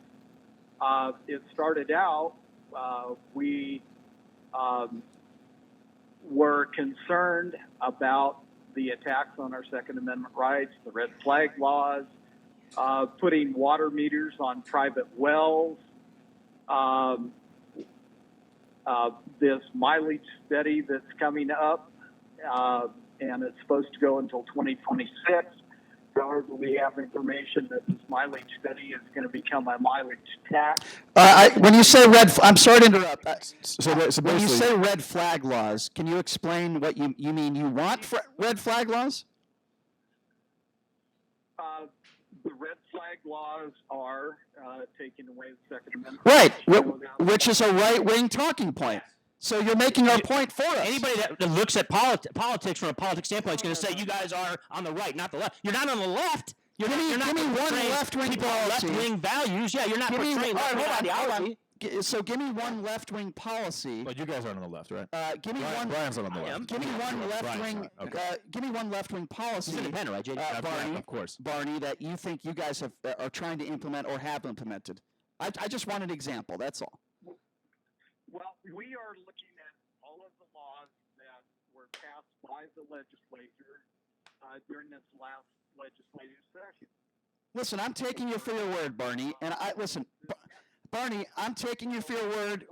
When you come on here, you're trying to create intentions for him. When you come on and you say that independent and okay, I'll take you for your word. But I'm just trying to get to your organization now. You just gave me a lot of right-wing policies like the anti-red flag laws, and by the way, we would probably disagree on that, but that's fine. That's okay. You're entitled to your opinion. But you said you're not political. You're asking me about sanctuary cities now? Oh, so you have no problem with the sanctuary city policies states out there? So you have no problem with sanctuary cities? These are all right-wing policies, though, and you say you're not political. No, that's not Brian, a right-wing policy in Nevada. If we don't have gaming, if gaming goes down by X amount of percent and tourism goes down, the state of Nevada will have absolutely no choice but to implement not only a state income tax, but also a food tax. The reason that there is no state income tax. That's kind of a separate topic. Is, no, it's not. No. That's if the economy implodes and we lose our tourism and we lose our gaming, that would lead to that. So that's not a right-wing talking point. That is someone who understands and appreciates the economy in Nevada in particular. So, and it sounds to me like what Barney is doing is he is looking at things that could possibly happen down the road, and his group is coming together to prevent those things from happening. Am I right? You are 100% correct. We spent a lot of time at the legislature this last legislative session going over the bills that were being introduced and passed and everything else, and we started following these. All right, well, these bills and policies that are coming down the tube could affect us within the next. I understand, Barney, that you're very passionate when it comes to these issues. I don't have a problem with that. In fact, I don't have a problem if you just go out there and say, well, yes, we're majority a right-wing group. The problem is when you say you're independent and you have Democrats and you can't name me one policy that would lean more to the left, and then you're trying to recall a governor who just happens to be a Democrat, and you're holding these protesting rallies with a bunch of Trump signs and not one Joe Biden sign. I'm sorry, you just don't sound like you're credible. Well, exactly. He's going to say that since you're possibly based on the fact that let him answer you can't, but you're going to keep. Let him answer. The entire. Why are you answering? Because the entire. Why do we even have him on if you're going to answer? The entire point of this interview is to basically tell him he's not credible. Okay, that's the entire. All right, well, you finish the rest of the interview. Would you like to finish? The interview's to talk to Barney, right? That's JD. I'm not interviewing you. I'm interviewing Barney. With all due respect. Barney, do you get my point? You're giving me a lot of right-wing talking points, right-wing policies. You're trying to recall a Democratic governor, and you're holding Trump campaign rallies. So explain to me how you are in the middle and you have Democrats in your... Very easy for you to do. Well, it's pretty easy because anyone with semi-intelligence would understand you're not a Democrat and you're not an independent. Carson City, and I want you to ask the Secretary of State... I'm asking you. We filed our... I don't care how you filed it. Listen, sir, with all due respect... Why would you not care? Why would you not care? I don't care. I'm asking you, who's a member of this organization... How is that irrelevant? I'm asking you, a member of this organization, right now, and you just told me this isn't about politics. You're trying to recall a Democratic governor. You're holding Trump rallies. You can call it protest all you want. It's more of a Trump rally. They're happening across the country. You're talking to me about red flag laws and sanctuary cities. I'm sorry, sir, you can't convince me that this is an independent organization. I don't care how you filed something. I don't care about the paperwork. Just own it. That's all I'm asking you to do. Just own the fact that this is a right-wing organization. Why can't you do that? I wouldn't have a problem with it if you did. Because, Brian, it's not a right-wing organization. Okay, then give me one policy on the left. Arguing with me and trying to call me a conservative. Okay. I'm not. Okay, so give me one policy on the left that... then give me one policy on the left that you guys are pushing for right now. None of them have been introduced. Exactly. All right, sir. We appreciate you coming on. Thank you very much. Appreciate it. Very good. That is Barney Wadley, Fight for Nevada, recall governor. I gave him about 30 opportunities to admit that he is, a right-wing organization. He failed to do so. He has zero credibility. He actually has plenty of credibility, Brian. Really? Yes. So yes, it's not a right-wing organization, yet they have never introduced one piece of legislation on the left. That has nothing to do with Well, he's politics. a liar. No, he's a not liar.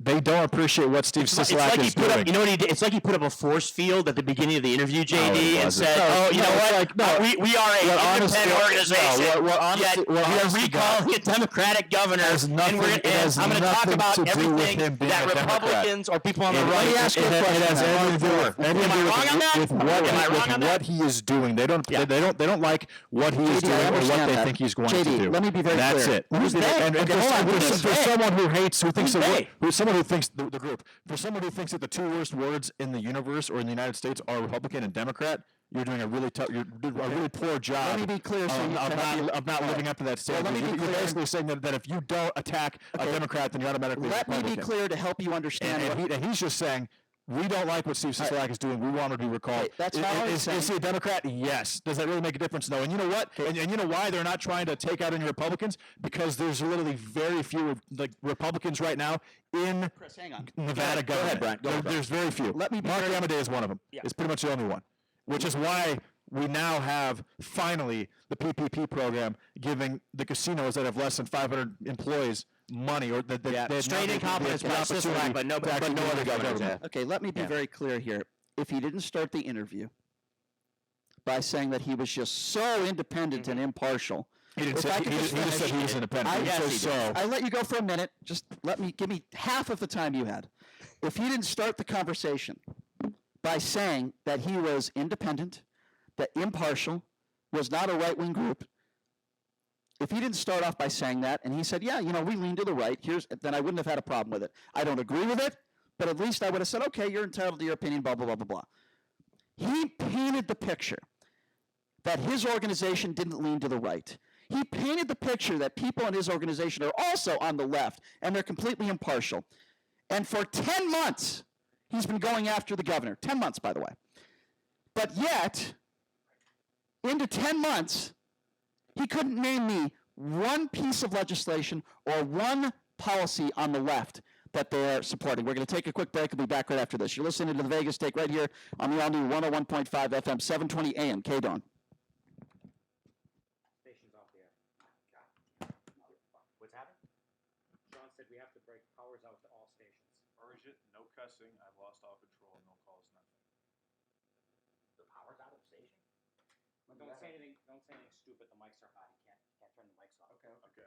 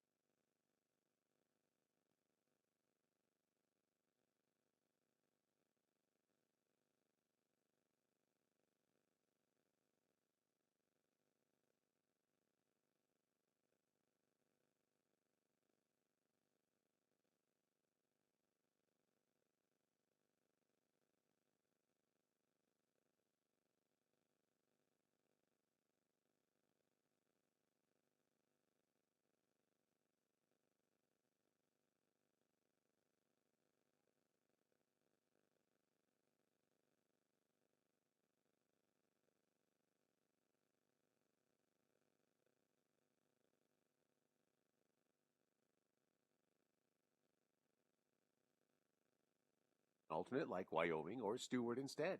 And pros, Lowe's is open and pro-ready with the supplies you need to make repairs during this important time.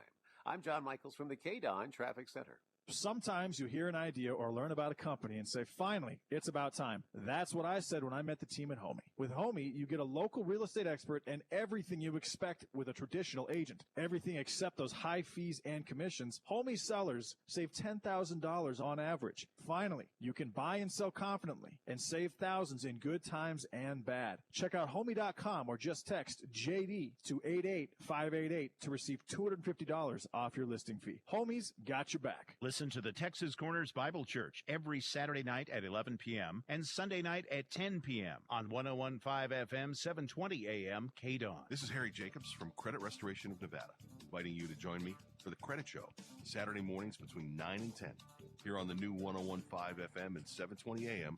KDON.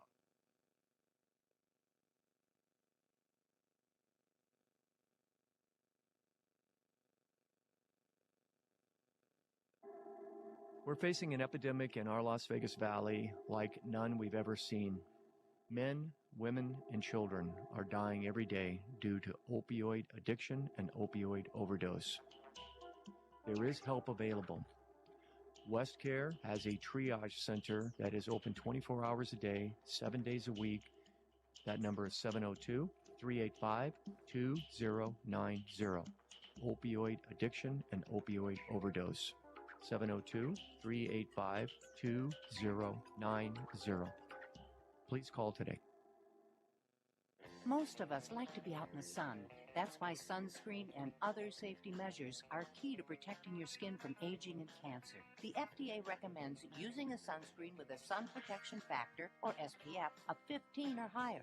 Also, look for broad spectrum on the label. That means both harmful ultraviolet A and B rays are blocked. UVA rays age the skin, UVB rays burn, and both cause cancer.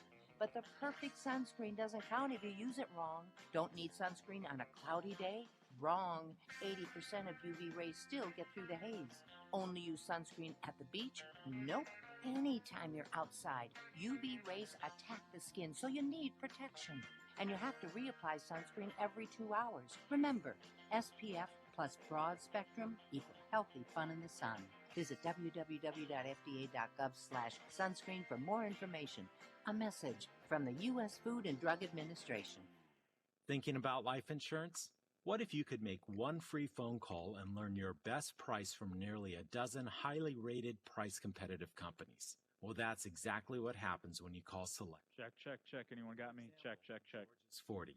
He was getting sky-high quotes from other companies. Stein, hit me up on the messenger if you got me. Thanks.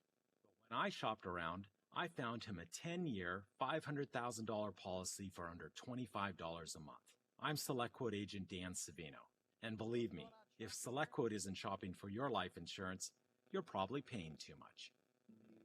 For your free quote, call 800-244-6060. That's 800-244-6060.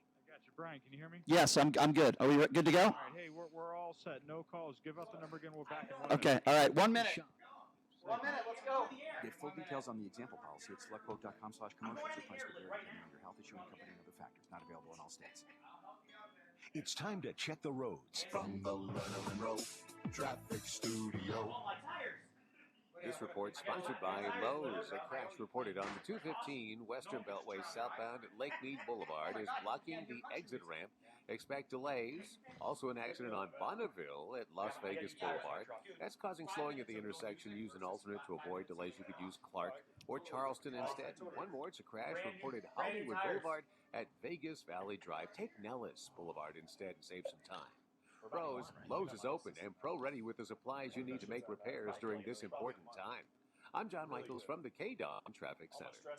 I'm Tony Elliott with the Nevada Department of Transportation. If you're looking for up-to-date road and construction information, be sure to visit our website, nevadadot.com. 101.5 FM, 720 AM, KDON, the talk of Las Vegas. Mark, thanks. Here we go. Good work. Mark Levin, weekdays 3 p.m. to 6 p.m. Now back to the Vegas Take on 101.5 FM, 720 AM, KDON. All right. Welcome back. It is the Vegas Take, Sharp and Shapiro. By the way, if you were just listening, some technical difficulties there. That's not something that normally happens at a radio station, but over there at Beasley Broadcasting, they have several stations. I think it's like 5 or 6 stations in the building. They all went off the air at the same time. It wasn't just KDWN, so we apologize for that. We've had that matter taken care of, and if you were joining us last segment, I know that there were a lot of people that wanted to chime in. Phone lines are open now. We had a full board. We'll get it again, 702-257-5396. If you want to be a part of the conversation, again, that number is 257-5396. We just had this guy from the organization Fight for Nevada on the line. His name is Barney Wadley, and basically he's trying to get people to sign this petition to recall Governor Sisolak. They've been trying to do it for 10 months. Said it was an independent organization. Clearly it's not, based on all the questions he answered. It's not an independent organization. That's not an accurate statement. Not one policy on the left they have pushed. All policies on the right. They held a protest over the weekend with a bunch of Trump signs. It was a Trump campaign rally, but he claims it's an independent organization. Listen, I don't mind. I might not agree with you, but I'll have more respect for you if you just own stuff. He didn't want to talk about Donald Trump. He didn't want to talk about the Trump response. He didn't want to talk about any other governors. Only wanted to criticize Governor Sisolak. He criticized Governor Sisolak when it came to the testing, but then when I asked him, well, if that's the case, then maybe we should recall every governor. First he said yes, then he said no. You just tried to spin it, Brian. You know what? No, I didn't try to spin anything. I was asking him logical questions. You did a very good job of spinning, by the way. Wasn't spinning anything. I'm going to give you credit. Give me one question that was a spin. For your spin? One question that was a spin. Flipping it on to Trump. Trump has nothing to do with the conversation. Trump has nothing to do with testing? Trump has nothing to do with the testing. No, you asked about Trump. He criticized Governor Sisolak for testing, and you don't think Trump has anything to do with it. You asked what he thought about Trump. And actually, Governor Sisolak for testing, again, he did not wait, or he did not fill out the application for FEMA until late. So there's a reason why Nevada didn't get enough PPE and testing material until late, because again, he didn't go through the process and fill out the application for the federal government until a later time. But that being said, just because someone wants to recall Governor Sisolak or doesn't agree with what he does, doesn't mean that they support Trump or that they It's not just that. In that logic, you're saying that, okay, if you support these 6 issues, then you're automatically a Republican. It's not if you support these 6 issues, then you're automatically a Democrat. And that's our entire show has been predicated on the fact that those 2 words are terrible things, because people, instead of equating what is actually happening and relating that to their lives, they take these expectations based on the political affiliation. Let me be clear and with by what that logic, that is exactly what you're playing into. Maybe you forgot, so I'll remind you what took place 10 minutes ago. Okay, I asked him to name one policy that even leans to the left. He couldn't name one in the history of his organization. Do not look me in the face and tell me that I'm being unfair in labeling a right-wing organization when he wanted to talk about sanctuary cities, he wanted to talk about red flag laws, and he wouldn't comment on Donald Trump, but he just, hold on. It just so happens, and I'm sure it's a coincidence, but it just so happens that he's trying to recall a Democratic politician. Do not look me in the face and tell me that this is now listen, if he just owned it, then we could have moved on with the interview. You're trying to convince him that he's something he isn't, and that's the issue. And what is he? He's an independent? Does he sound like an independent? What is the group registered as, Brian? I don't care what they're registered as. Why would you not? You could be registered as a woman, you're still a man, okay? I don't care what you're registered at. It's your behavior and your actions. He couldn't name one policy. How could you say it's an independent organization? We've actually had this conversation before. If I think that I am a woman and I'm clearly a man, you have an issue with that? I think you understand where I was going with that. You don't understand the quote. You're trying to be funny. I get it. No, Are we going to bounce into a transgender discussion? I think we kind of dipped our toe. We dipped our toe in that pond. Do we want to open up very, the very phone briefly? Guys, I don't know. All right. Let's take some phone calls. I'll open up the phone lines. Let me open up the phone lines at 702-257-5396.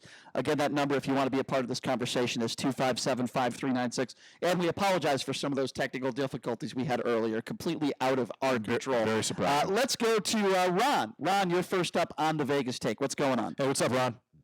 Good morning, man. I called the hospital yesterday.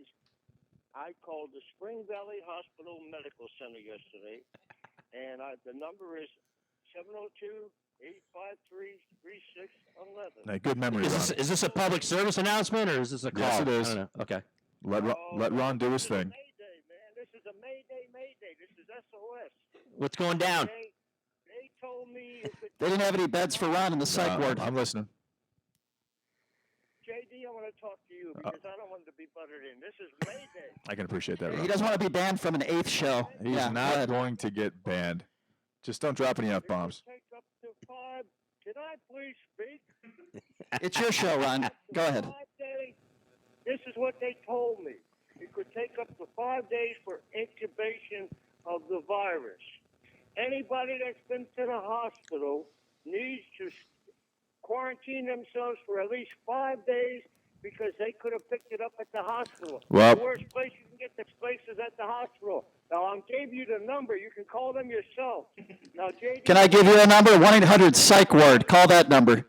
They have beds for you, Ron. Thank you for the call. 702 have a nice day, Ron. 702-257-5396 is the number to call. Let's go to Alex. Alex, you're next up on the Vegas Take. What's going on? Hey, what's up, Alex? Hey, good morning. Kudos to Sean, the screener, and I want to raise for JD because now there's 2 against 1. There's Mr. Passionate and Mr. Brian there. Listen, real quick. You know what, Alex? It makes me better.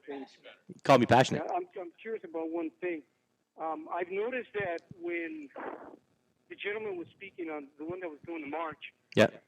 you kept saying he's got the right-wing talking point. No, he does. You've got to be a Republican.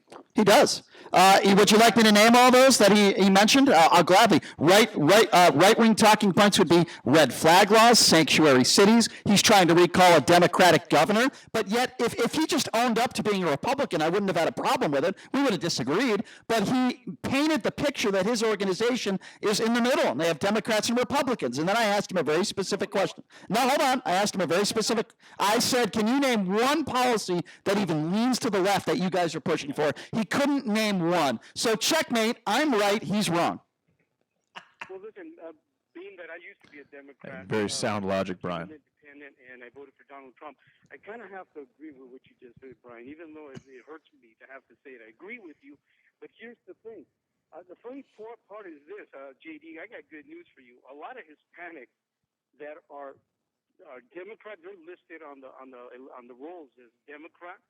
When I give them the list of everything the Republican Party stands for, a lot of them start saying, "Well, what am I doing a Democrat?" But so those are talking points. Talking points are just opinions in my way of looking at this. I think that I was at the march, the one that you really complained about, which was the one what was it, about 2 weeks ago, where no one had the mask on. And the reason when I went there, I didn't have a mask on or gloves on, was because I had just heard about 2 doctors in California. Now, these are doctors, not me calling in, stating that at this point... You're talking Dr. Erickson. Yes, Dr. Erickson. Those of you have not seen that, you've got to see that. These are specialists. Hey, Alex, let me tell you something about Dr. Erickson. That video has been removed from YouTube. Number to call, by the way, if you want to be a part of the conversation. Alex, that video got about 7 million views, and then YouTube removed it for yeah, exactly, for violating community standards. That's what you're dealing with right now, Alex. Alex, I appreciate the phone call. 702-257-5396. 257-5396 is the number to call. Let's go to Pete. Pete, you're next on the Vegas Take. Hey, what's up, Pete? Hey, good morning, gentlemen. I'm sober. Listen, I agree with you, Brian. We don't agree on 99% of the stuff. You know, I hear that a lot, Pete. People have been calling and saying, I disagree with you 98% of the time, but I agree with you here. At some point, that percentage has to go down a little bit, right, Pete? Yeah, but I hold you up on a high pedestal. You're a great broadcaster. Well, I appreciate that. Fantastic order. Checks in the mail. Thank you, Pete. Yeah, I know. Checks in the mail. Listen, like I've said it before, that first speech that he came out, and he really did look very presidential. It's killing me. It's like arguing with myself. It's terrible.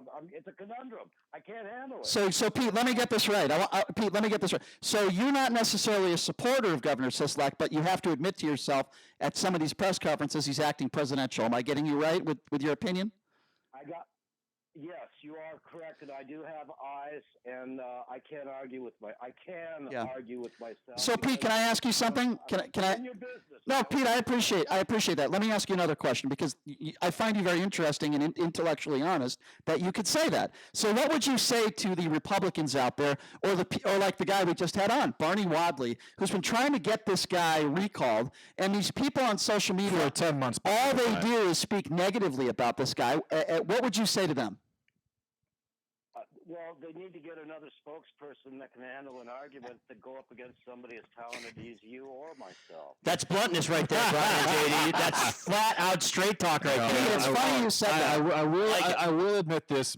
Barney was not overly prepared for the interview. Our producer, I will admit that. I believe our producer just said. One little thing. Quickly, go ahead, Pete.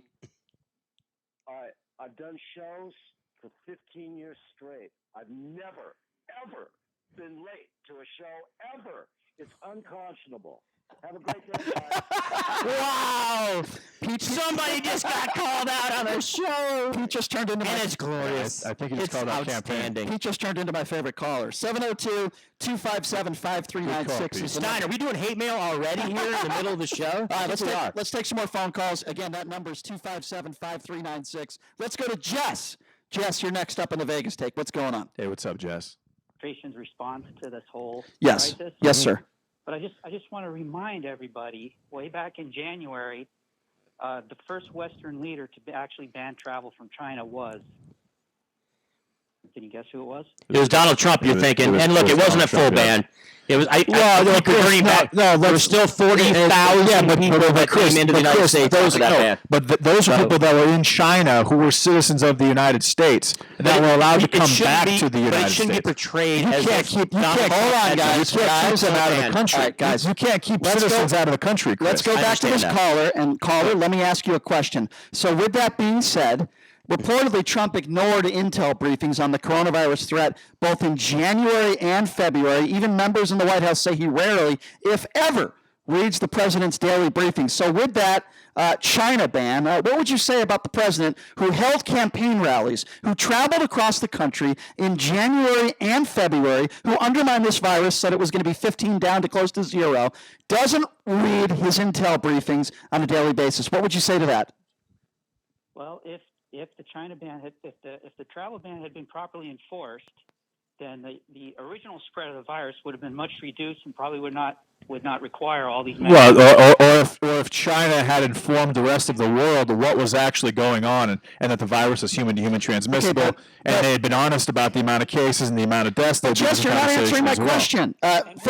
Jess, hold on a second. I will let you make. Jess. You can comment on the left all you want. Jess, you didn't answer my question. Are you okay with the president of the United States? Forget about the left and the right for a second. Forget about the president as a Republican. I know you're on the right, and that's okay.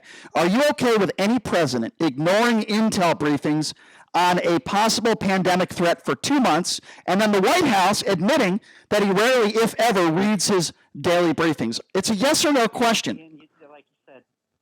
Yeah, but the key to that sentence is reportedly.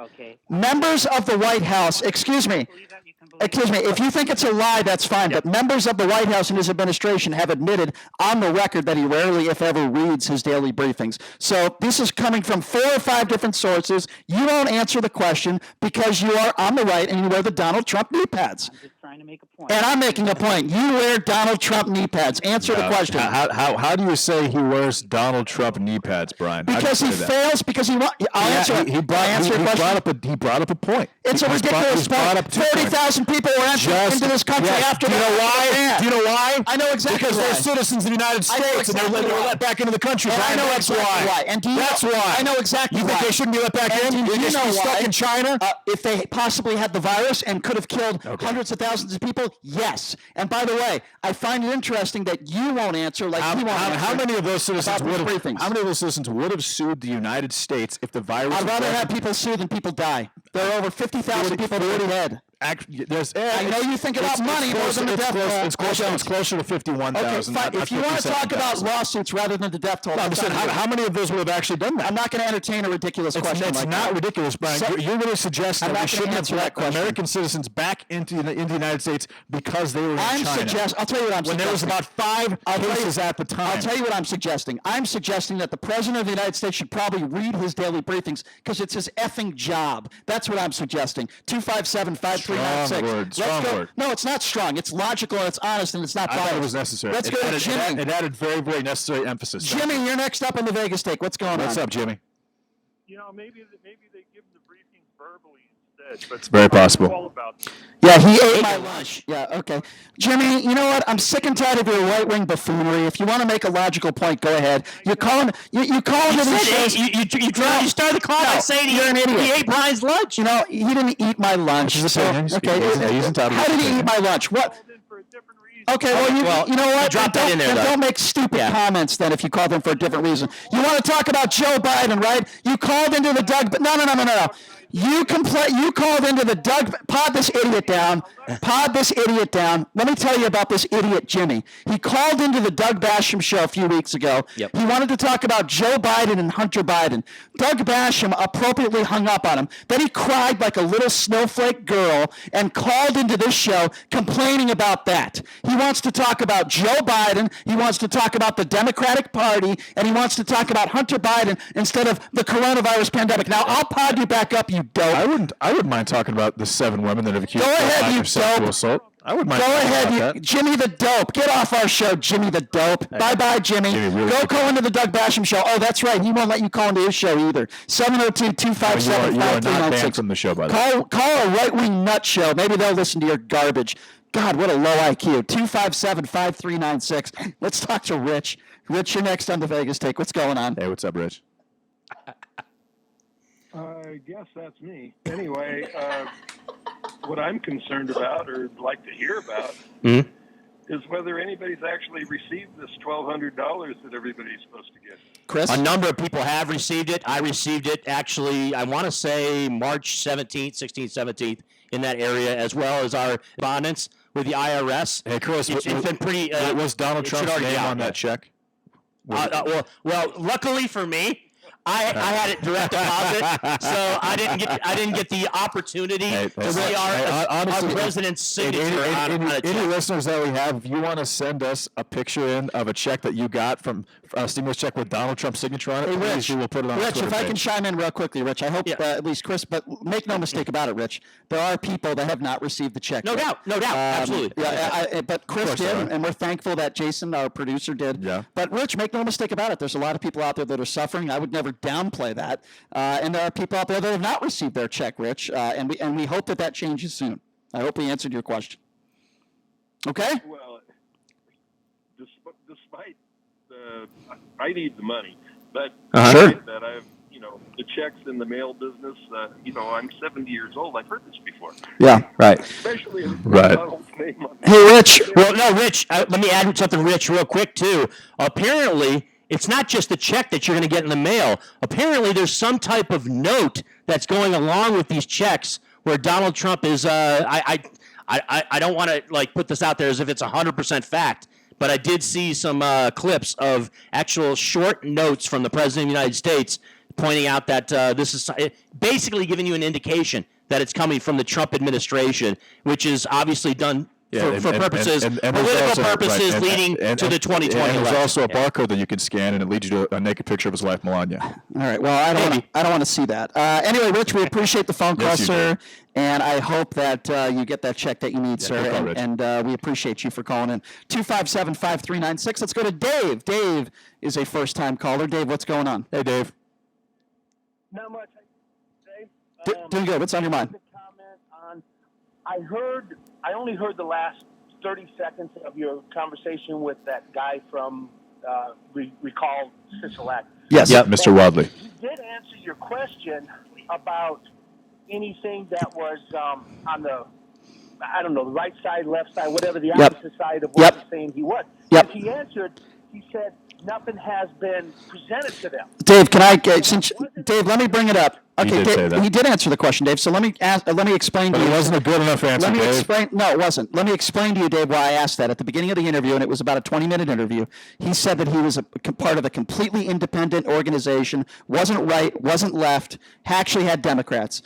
He happens to be trying to recall a Republican governor in Sisolak. He said one of the main reasons why is because of the lack of testing. And I said, okay, well, if that's the case, then shouldn't every governor across the country also be recalled? And he refused to answer the question. He refused to talk about Donald Trump. He brought up all the right-wing policies that he was bringing up, and that's why I brought up that question, just to prove that it's not an independent organization he's a part of. It's a right-wing organization, Dave, and I understand you only caught the last 30 seconds. I would implore you to please go on our Twitter page, go on the Vegas Take YouTube page, and listen to the entire interview, and then form your opinion. I appreciate the phone call. I want to bring some breaking news to all of you because I think this is very important.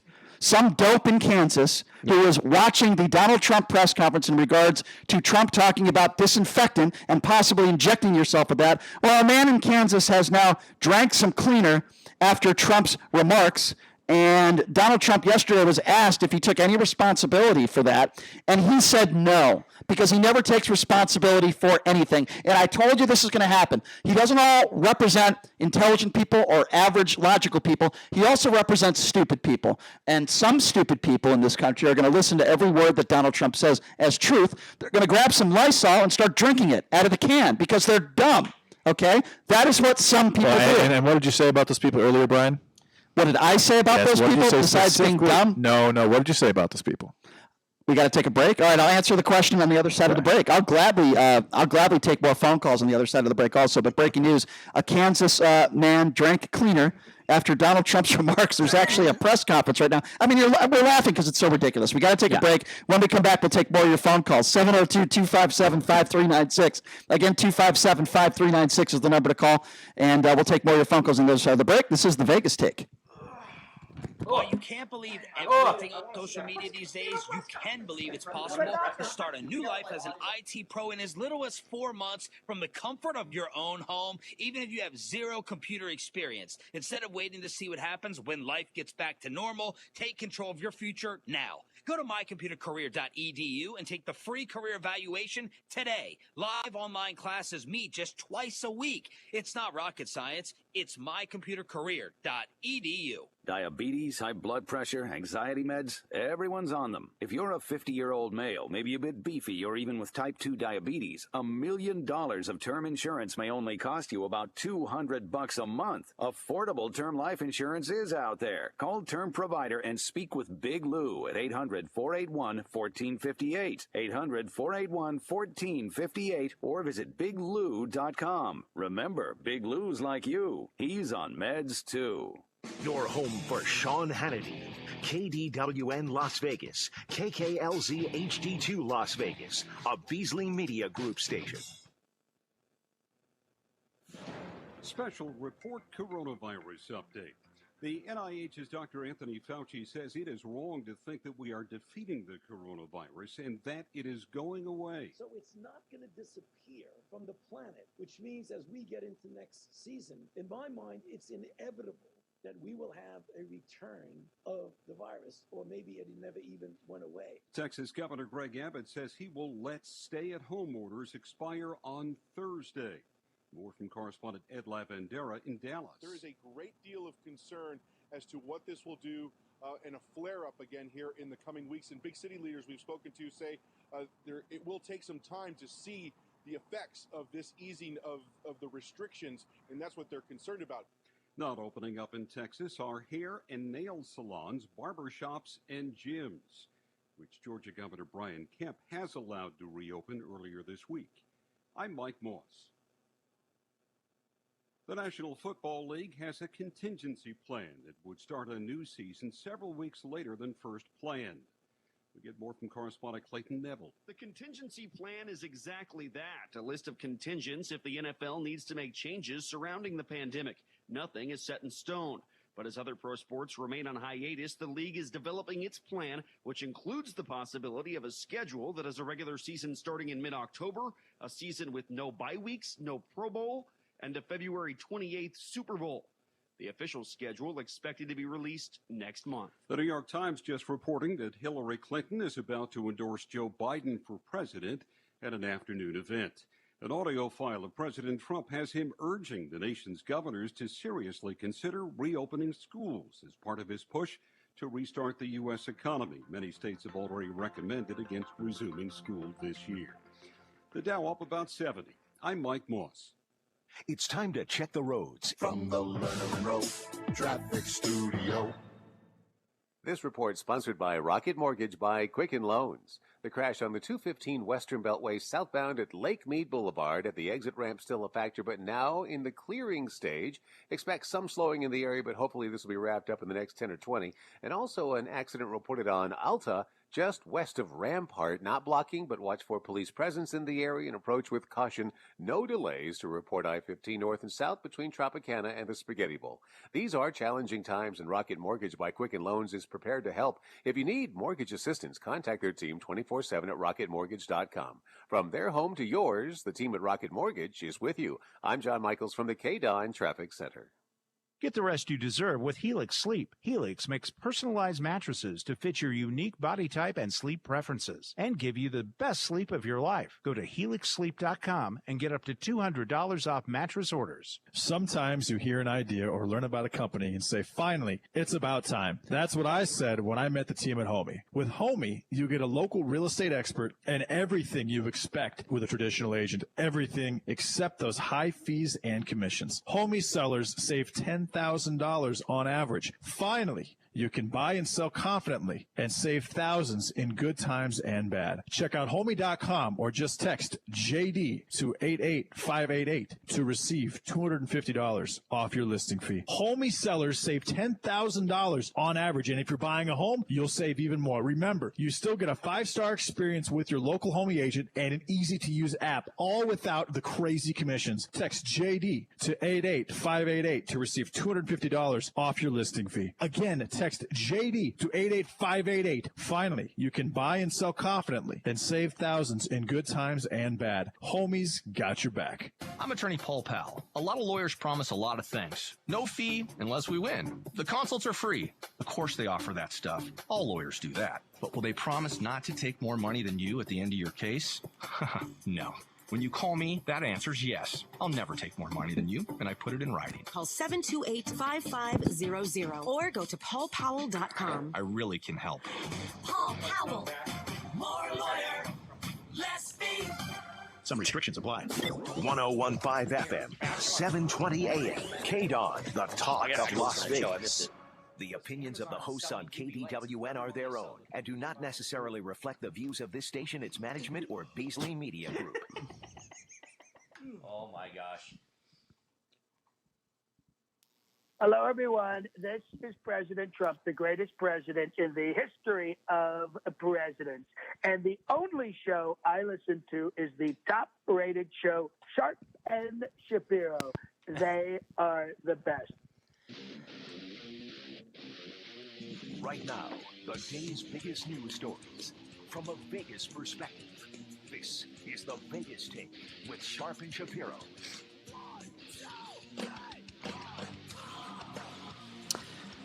Oh, yeah.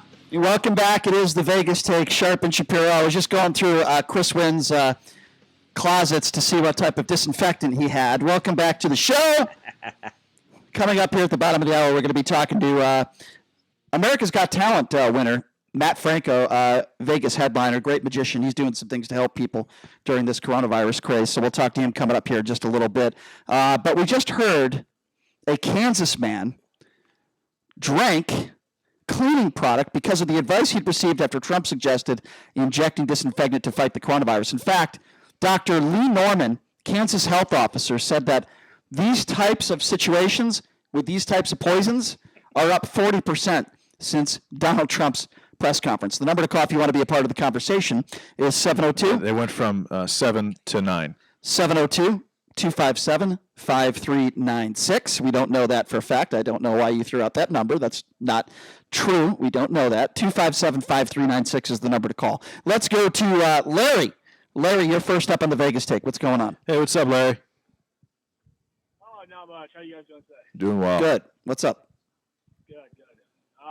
Well, with regards to the guy drinking the poison, I feel for him and his family. But I've learned in my career. I work in traffic control, so I work with the public all the time. We can't fix stupid. That's true. We can protect against it, but not once did Donald Trump say, "Hey, go drink this." So let me chime in with that. You don't put any responsibility. The president of the United States talking about UV rays and disinfectant into the body, even though he didn't directly say, put this into your body, it'll cure the coronavirus. You don't put any responsibility, because you can't make the argument that if he didn't bring it up, I tell you, this guy wouldn't have done this. Yeah, where does he get the idea? Yeah, where does he get the idea from the president? And you have to put some responsibility on the president's words and what he says. No, sir? I'm with you there a little bit. He is A little bit. What do you mean a little bit? Or just a lot of it, or completely. He didn't say, hey, you should drink this disinfectant. You should take this. Why are you guys trying to parse this? You should mainline. Hold on a second. Because you're twisting it. Belittling it. And the caller is too. He asked the question. Look, to he Dr. doesn't Brooks have to and bring to his that up. scientists. Listen, Trump doesn't have to address that. Trump doesn't have to bring the topic up. Obviously, it was an off-the-cuff comment, but he should have made it. But it's just kind of like the hydroxychloroquine. There's people drinking Windex out there. The person who drank fish chloride. What about Tide? People whacking back Pine Sol like it's their job. Where did the Tide Pod craze come from, Chris? Where did that come from? Well, hey, wherever it came from, I'll blame those people too. But Donald Trump's the president of the United States, and he brings it up in a press conference. And to the caller too, I think you guys are trying to downplay this as if it's not a problem. Chris, he just watched on national TV. He did not tell correspondent not tell anyone to do it. We got to take some more calls. He mentioned it in passing. He asked the question. Obviously, he shouldn't have asked the question. Just like Mayor Carolyn Goodman should not have mentioned that she asked Jeremy Aguero about possibly making the city of Las Vegas a control group for a placebo test for the virus. Let's take some more phone calls. Okay. 257-5396 is the number to call. Let's go to Steve. Steve, you're next up on the Vegas Take. Hey, Steve, what's up? Brian, Trump is responsible. I got to tell you something very important. I heard on the radio yesterday, by mistake, I was listening to Michael Savage. Wayne Allen Rott. That's right, Rott. His brain rots, and I can't stand him. He's a degenerate, grifter, scumbag. Yes, he is. Really slamming you bad. I want to tell you what he said. Is it okay if I tell you what he said? What do you mean he was slamming bad? You mean on his radio show? He was publicly slamming you. He said, your ratings are less than 0. I know Where? Whole crap. Where did? He said you're nothing but a psychotic. Okay, hold on a second. Where did he say that? I tell you what happened. I was listening to Michael Savage. I shut off the radio. I came back home. I turned the radio on, and Michael Savage was over, and he was on. I didn't realize it because I don't listen to the scumbag. He said that somebody mentioned something about you, and he said, "Oh, Brent Shapiro, his ratings are less than 0. Mine are through the roof, and he's nothing but." Hold on a second. I want to understand. You're telling me Wayne Allen Root was on the Michael Savage show talking about me. Is that what you're saying? No. I was listening to Michael Savage. He had ended, and when I came back, I turned the radio on. Michael Savage is irrelevant to the point that he's trying to make. That's what's confusing. All he's saying is he was tuning into Savage, and then Wayne Allen Root came on air and mentioned you. So you're saying Wayne talked about being an issue. Okay, well let me clarify that. First of all, the local Las Vegas radio station that Wayne Allen Root is on does not even show up in the book. That's a 0.0. KDWN is a 2.1, and I will make a bet with Wayne Allen Root since he used to be a sports handicapper. I'm imagining it didn't go very well for him because he doesn't do that anymore. People realize his picks sucked. I will make a bet with Wayne Allen Root right now. I'll bet his car, okay, that we have more listeners locally in Las Vegas than he has. So you go ahead and you call Wayne Allen Root. Listen, I believe you, and I know that because I listen to radio every day. Listen, I got to tell you this. We should have a movement to get that scumbag off the air. He's grifted and ripped off a lot of people with useless products he promotes, and I can prove that. Yeah. He's going to end up in some legal issues, too. I hope he does. Well, I mean, the AG did send him a cease and desist for a reason. Now, that being said, I'm sure there's, but Steve, I can confirm this. When we moved to this time slot, KDWN had a 0.9 rating. All right.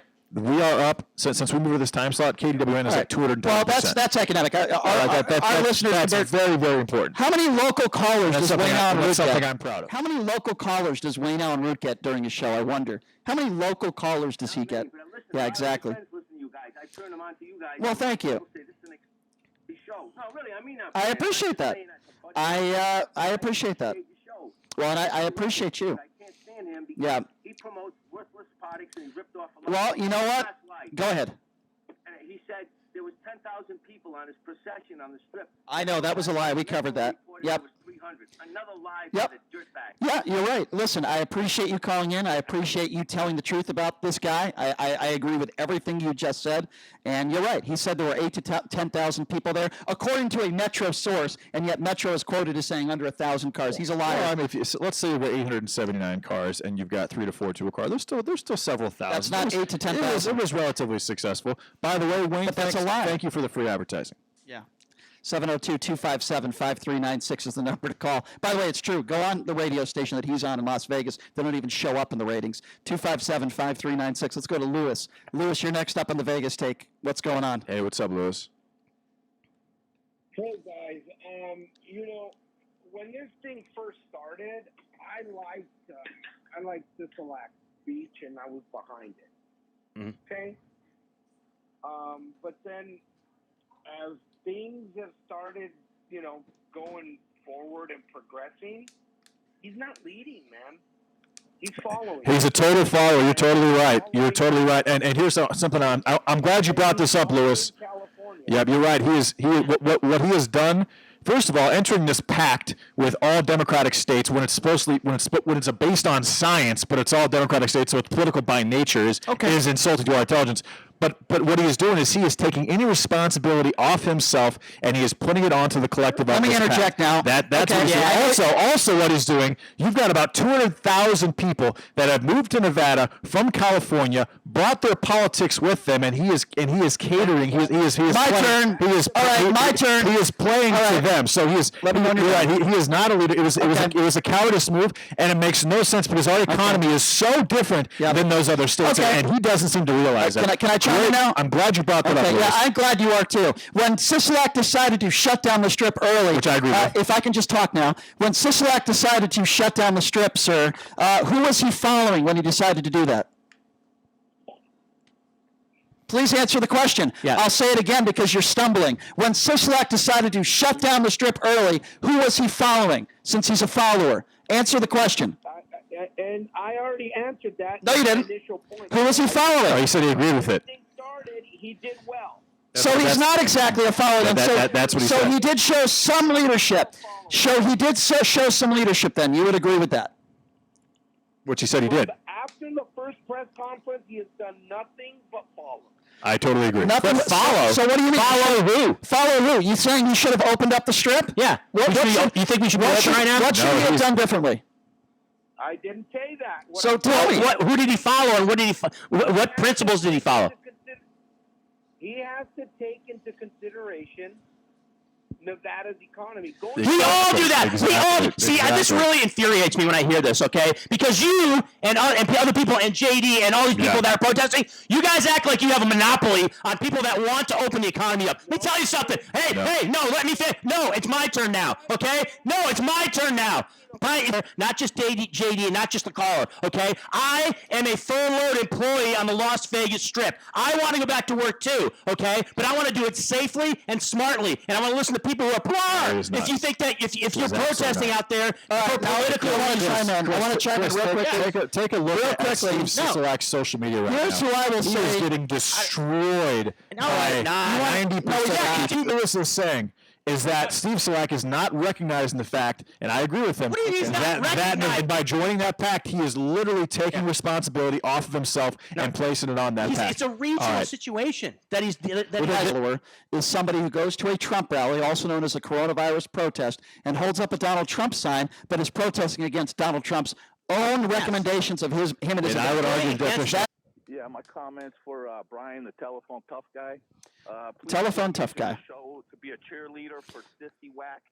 How am I a cheerleader, Vinny? Vinny, let's have a. All right, so you've insulted me to start the. Vinny, would you like to have a conversation? So you started the call by saying I'm a cheerleader for Sisolak. Do you know my voting record? Do you know if I voted for Sisolak, sir? No. Exactly. Okay, so Brian, if I could just finish because he's addressing me, Vinny, I did not vote for Sisolak. I'm not even a big supporter of Sisolak. You know what I'm a supporter of? The way he's handling the coronavirus. I speak for myself. I'm always going to give you my honest opinions. And you know what, sir? I'm so sorry that you don't believe with everything that I say on the show. I'm sure there's plenty of radio shows you can listen to where they're going to say everything you want to hear. Okay? Not an excuse. What do you disagree with what's the way Sisolak has handled this? Yeah, okay. You can call me names, but let's talk about substance. I'm giving you an opportunity. I'm giving you an opportunity to have a debate. I'm giving you an opportunity to have a debate with me. You can laugh and act like a moron. What is it that Steve Sisolak has done or didn't do that you disagree with? And I'm happy to have a debate with you. I think he did the right thing by closing down the strip when he did. And I think, exactly, hangs up. Another coward. And he calls me the telephone tough guy. He calls me a couple names. Can't have a debate because he's dumb, and then hangs up the phone. Well, in fairness, you were yelling at him the entire time. He couldn't because he was calling you Pelosi. You didn't give him the opportunity to actually talk about it. He called me names. He called me names, and I gave him an opportunity. Yeah, but you can't say that people can't have a debate with you when you yell at them the entire time. Because he started the conversation. You gave him no opportunity to have a debate with you, He started the conversation by saying I was speaking for Sisolak, and I'm using the show. Exactly what he said. I understand. And that is absolutely. Well, let me ask you a question. Do you think that's what I'm doing? You think I'm just wearing the Sisolak knee pads? I think you're getting paid $200,000 under the table to get Sisolak elected again. Right. No, I don't think that, obviously, Brian. 257-5396 is the number to call. Let's go to Ron S. Ron, what's going on? What's up, Ron? Hey, how you doing? Doing good. What's on your mind, man? I'm probably going to miss you here.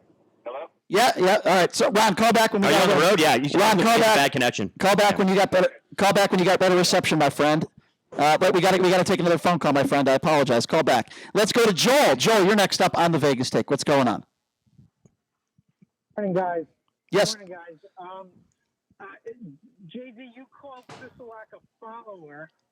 So my question to you would be, what criteria should the governor use in making a determination when we should reopen, what should reopen, and for what duration? How do we measure whether or not an opening would be successful or more damaging? Well, I would love to give JD the opportunity to answer your question, Joel, but JD just decided to use the restroom in the middle of the segment. So unfortunately, I can't answer. Yeah, I can't answer for him, and that's why I say we can still chime in, but Brian, we can and still we can talk about what we would reasonably expect, right, to the caller. Look, I mean, this is a situation. Well, look, the governor made it perfectly clear that he is using data and science to make his decisions on what should open, when it should open. Absolutely. No question. Yep. While we measure the results. Right. And that is what a leader does. A leader does not simply put his finger in the wind and say, okay, it looks to me like I'm going to get a lot of pushback on this, so I'm going to go in a different direction. It takes courage. It takes thought. And it takes somebody who has the wherewithal to understand that it's not an easy thing. I agree. Be a leader. Yeah. Unlike Joel, can I ask you something else? Joel, you make a lot of good points, and by the way, I agree with all of them. You know that. Let me ask you a question now, Joel. What would you say to these people out there that are protesters? Some people call them the Ku Klux Klan. I mean, I would never say something like that. But what would you say to some of these protesters that are sending Sisolak toilet paper or want to his doorstep that think that Sisolak is going to change his mind because a couple hundred dopes are out there protesting? What would you say to that? I would tell them to put their big boy pants on and to maybe take off that pointy hat and put their thinking caps on and start. All right.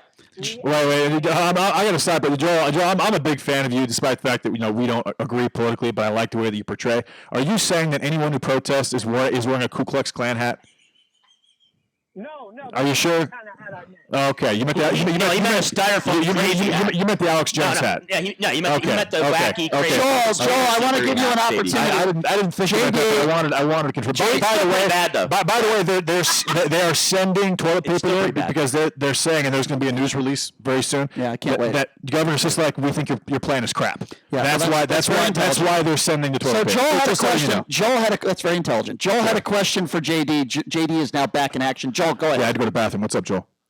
Okay, JD, my question to you is, you called Sisolak a follower. I do think he is, yes. So my question to you would be, what criteria do you believe he should use in making the determination on when we should open and then what we should open? And then in addition, how do we measure success or failure in those openings? Well, success and failure is going to be based on the caseload, but honestly, that's what he's talking about doing is increasing the testing, which doesn't make any sense unless you're symptomatic. Now, antibody testing, considering the fact that I've literally talked to thousands of Nevadans, literally thousands, who think that after CES, and someone that was at CES did confirm positive for the antibodies, that they had the virus, and I think I had the virus myself, but that needs to be implemented very, very quickly. I believe that he needs to look at the Nevada economy compared to other economies, which California isn't one. Colorado's not one, Washington's not one, Oregon's not one. Nevada needs to open by itself, doesn't need to join a Western pact. And you've got the Midwestern Pact and the East Coast Pact and the Western Pact. He needs to make decisions based on what is going on. All right, Joel, what do you say? I think he is making decisions. All right, Joel. He does. But Sisolak has said from day one that he makes his decisions based on science and based on facts. Yep. Well, okay. Well, let's talk science then. I mean, you look at the actual cases in Nevada. We've got like the 32nd most cases. We've got 219 deaths. My home state of Iowa has almost 1,200 more cases. We've done an outstanding job of stopping the spread of this virus. Is that science right there? Was that just science right there that they unleashed on us? But you have to think about this. No, you're talking about circumstances based on. I'm talking about states and other things. I'm talking about confirmed. I'm saying our positive testing rate is very low compared to like a New York. Joel, other states that are opening up, we have similar numbers, actually lower numbers than a lot of states. A lot of states that are opening up. Let's let Joel interject. Go ahead, Joel. JD, you're making my point for me. How? The fact of the matter is that we are so low because Sisolak started on early by shutting down the Strip, by shutting down all these businesses and quarantining people, requiring them to stay away from each other. And my argument is that we're so low. We're so low because the virus has been here for a long time, and a lot of the population already has. You don't know how long it's been here, Chris. You don't know. H.L. Greenberg, who we're going to have on the show very, very soon. He's a dermatologist in Las Vegas who made a. So he deals with hair. He's a skin doctor. Dermatologist. But in late December, he had all when the virus got here or when it started to. We know that the virus got in Las Vegas based on what happened at CES and what H.L. Greenberg is saying. Much earlier than March. No, we don't. My argument is that the virus has been here for a long time, and a lot of people are immune. Let's try to take another and the mortality rate is a lot lower than people think. So by that science, and I'll go by science, we should be. And I'm not saying just open up, 100%. I'm saying if you're high risk, protect yourself. Wear a mask if you want to. The Strip shouldn't open up because the Strip's not going to make Let's try to take another call. 702-257-5396 is the number to call. Let's go to Robert. Robert, you're next on the Vegas Take. What's up, Robert? Yes, good morning. I want to make a comment on your guest from last hour, Mr. Aguero. And, yes, he was some kind of economic show for the governor because his numbers or his. Actually, he works with the mayor. He works with the mayor a lot more than he. Is going to be destroyed. Yeah. There's no way around it. And you're right. 1 in 4 unemployed businesses are not coming back. So, what do you think we should do? Open everything up? Yes. So, what do you think we should never close? Yes. Honestly, you could make the argument that we should have never closed down gaming.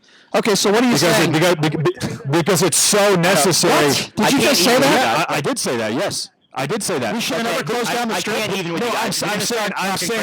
I'm saying gaming in general. Brian, did you just say we shouldn't have closed down the Strip? I said gaming. JD, and gaming is you know anything about the hospitality industry? Gaming is everywhere. It's not just the Strip. It's gas stations. It would have been pubs. It would have been small casinos. What I'm saying is our economy needs that money to pay for city employees and county employees and state employees. And we're not going to get any of that money. Do you know how big of a deal that is? That is an unbelievably large deal. I understand what you're talking about. Do you actually get that? Are you actually? And that's why. Let us respond to what. No. You're looking at me like I'm crazy. I just want to ask you a simple question. Okay. I want to ask you a simple question. Sure. You honestly think that we should have just left the Las Vegas Strip and all. By the way, all Nevada casinos and resorts just all open. We should have never closed them in the first place. Is that what you just said that live? I am saying, based on what I've learned about gaming and how important it is to the Nevada economy as well as sales tax in general, I believe that we probably shouldn't have shut down gaming in the first place. Right, so we should have kept so all the casinos and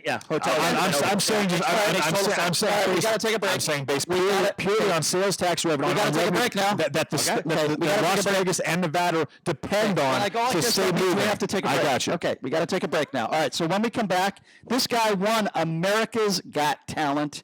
He is a local Las Vegas performer. His name is Matt Franco, and I've seen his show. Gosh, I would have to say at least a half dozen times. It's one of my favorite shows on the Strip. Obviously, we're not going to be seeing the show anytime soon, sadly, but he's doing a lot of good things for the community, and I want to talk to Matt Franco about that. Super talented guy. I've met him before. Really, really nice guy, and he's doing a lot of things to help a lot of people, so we want to give him the opportunity to talk a little bit about that. The man himself, Matt Franco, will be joining us next right here on The Vegas Take. With Advance Auto Parts, you can get the part you need from the comfort of your garage. We have a wide variety of parts in stock, and you can get them fast. Order online with Advance Same Day and get your part with same-day pickup in-store, same-day curbside, or same-day delivery. It's the fastest way to get the part you need, where you need it, when you need it. Advance your auto at Advance Auto Parts and participating CarQuest locations. See store for details.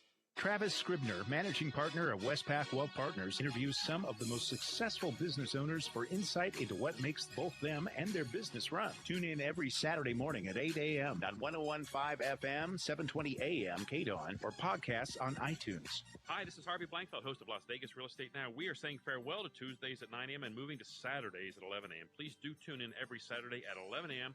and learn about real estate right here on the new 101.5 FM, 720 AM KDON, the talk of Las Vegas. I have a chocolate cocker spaniel named Lady and a blackmouth cur, and it's a lot of responsibility owning a dog. My dogs don't have any health problems because they're eating what they need to eat. DINOVITE.com. Dinovite is like pouring a multivitamin right onto their food. We'll be scooping our Dinovite, then squirting the liquid chops and the fish oil. They start salivating. You won't believe how happy your dog will be. I get my Dinovite at DINOVICE.com. Special report coronavirus update. While some states are taking steps to reopen and others are planning to do the same, the NIH's Dr. Anthony Fauci is warning against moving too quickly. If we are unsuccessful or prematurely try to open up and we have additional outbreaks that are out of control, it could be much more than that. It could be a rebound to get us right back in the same boat that we were in a few weeks ago. President Trump says he will sign an executive order compelling meat plants to remain open. Several have closed because of sick workers, and that has had an impact on the food supply chain. Troy Sneed, the Grammy-nominated gospel singer, has died of the virus. He was 52. The number of cases in the U.S. has doubled in 18 days to more than 1,057,000 people in the United States killed by the COVID-19 disease. On Wall Street, the Dow up about 100. I'm Mike Moss. I have a chocolate cocker spaniel named Lady. It's time to check the roads. From the Learner Road Traffic Studio. This report sponsored by Rocket Mortgage by Quicken Loans. Watch for slowing for a crash reported on Rainbow at Warm Springs. No injuries, but police on the scene expect some slowing or take an alternate route. Also a traffic hazard reported Spencer at Tropicana. Police conducting a hit-and-run accident investigation. Harmon at University Center Drive. And another traffic hazard reported at Maryland Parkway at Serene Avenue. That may be debris on the roadway to watch for. These are challenging times, and Rocket Mortgage by Quicken Loans is prepared to help. If you need mortgage assistance, contact their team 24/7 at rocketmortgage.com. From their home to yours, the team at Rocket Mortgage is with you. I'm John Michaels from the KDON Traffic Center. If your retirement plan is on set it and forget it, it's time to take control. Tune in for Financial Safari with America's Wealth Coach and best-selling author, Coach Pete D'Arruda. For more than 25 years, Coach Pete has been helping people just like you plan for retirement. Join Coach Pete every week as he discusses topics like why your retirement plan should also be an income plan and how to make sure you're getting the most out of your 401k. Financial Safari with Coach Pete, Saturday morning at 10 a.m. and Sunday afternoon at 2 on 101.5 FM, 720 a.m. KDON. Raise a little hell. Hi, Doug Basham here. Join me Saturday afternoons from 2 to 4, and I'll tell you what your conservative, corporate-controlled, right-wing propaganda hate media isn't. You're welcome. That's Saturday afternoons, 2 to 4. Be there. A Home for Spot is a nonprofit group of dog lovers whose mission is to rescue, provide sanctuary, and ultimately to rehome abandoned, stray, and neglected dogs. To donate, foster, or adopt, go online to spot.com. This is Harry Jacobs from Credit Restoration of Nevada, inviting you to join me for the Credit Show, Saturday mornings between 9 and 10, here on the new 101.5 FM and 720 AM, KDON. V is for victory, except on Saturdays when V is for veterans. That's Veterans Talk, the Forgotten Promise. Join us every Saturday from noon to 1. Veterans Talk every Saturday at noon on 101.5 FM, 720 AM, KDWN. 101.5 FM, 720 AM, KDON, the talk of Las Vegas. Mark Levin, weekdays 3 p.m. to 6 p.m. Now back to the Vegas Take on 101.5 FM, 720 AM, KDON. All right, welcome back. It is the Vegas Take. Sharp and Shapiro. Chris Wynn's sitting in as well. And Tuesday. That's right. As you know, a lot of people are struggling right now. A lot of people are suffering, and certainly the entertainment industry, the sports industry, people are not able to be entertained like they were before this pandemic struck us. So the guy we have with us on the line right now, I'm a big fan of his. I've seen his show half dozen times. Great performer on the Strip. Of course, his show, Magic Reinvented Nightly, of course that show is temporarily suspended, as all the shows are. He won America's Got Talent, and there's a reason for that, because he is super talented and puts on a great show if you've never seen it before. None other than Matt Franco. Matt, thank you so much for joining us. How are you? Hey, what's up, Matt? I'm doing okay. All things considered, doing really well. How you doing? Doing all right. So Matt, how are you handling this coronavirus pandemic? You, your family, your friends, how are you holding up through all this? We're doing okay. Luckily, my wife Tiana, loves being at home, so her attitude and positivity towards sort of embracing this, since it's out of our control, has been really helpful to me. Very strange to not be performing, so I was a very early adopter. As soon as this happened, the week we paused to the show, I started doing virtual shows on Facebook on Wednesday nights. So that's kind of gives me an excuse to take a shower and put clothes on and keep track of what day it is, so I can stay busy. But also, it's a good time to spread that smile, as you were just saying. We can't experience entertainment in the way that we're used to in person, so virtual, for me, is the next best thing. So I have to ask you this, you mentioned you're doing some free Facebook shows on Facebook Live, which is awesome, by the way, that you're doing that. I wanted to ask you, as a magician, is it something where you need to stay sharp and you need to continue to do your magic, say, even in the comfort of your own home, just to stay sharp? I mean, how does that work as a magician? Well, I've been using the extra time to do that, to have extra time to practice, extra time to write and research and read and create. I mean, I think I could probably write 3 new versions of the Vegas show by the time I actually get back on stage. Wow, that's cool. Depending on how long this goes for. However, the part that I think that you do need to stay sharp with is the actual, kind of like a comedian, the actual flight time of getting back on stage and feeling the crowd and improvising in the moment. Those are the things that I miss and kind of want to keep that wheel going so it doesn't get squeaky. Sure. That makes sense. Sure, absolutely. So you're celebrating your 5th anniversary this summer doing these shows here on the Strip, and I know you recently announced that Caesars Entertainment extended your award-winning show for 5 more years. It is tough for people even to have a show on the Strip for a year. I talk to these great performers all the time. It's tough to have lasting power in Las Vegas, right? Not everybody can be like Wayne Newton or Siegfried and Roy. So my question to you is, what would you credit it to, your staying power and the fact that you're going to be on the Strip for at least a decade, maybe more? I certainly accredit that to those who have come to the show and continue to come to the show and support fans from not just all over the country, but anywhere in the world. You had mentioned America's Got Talent, and that's certainly forever grateful to that show for being the initial boost to put me on the map, and that is far-reaching, not just in America. So we have people come from all over the world to the show, and I'm just so thankful for their support and continuing to believe in the cause and believe what I'm trying to do is spread joy and spread some smiles. Yeah, no question. Without the pandemic, pandemic. That's kind of always what I've wanted to do. Sure. I want to ask you a little bit about those days before America's Got Talent. Obviously, right now, you're a household name. You have been for quite some time.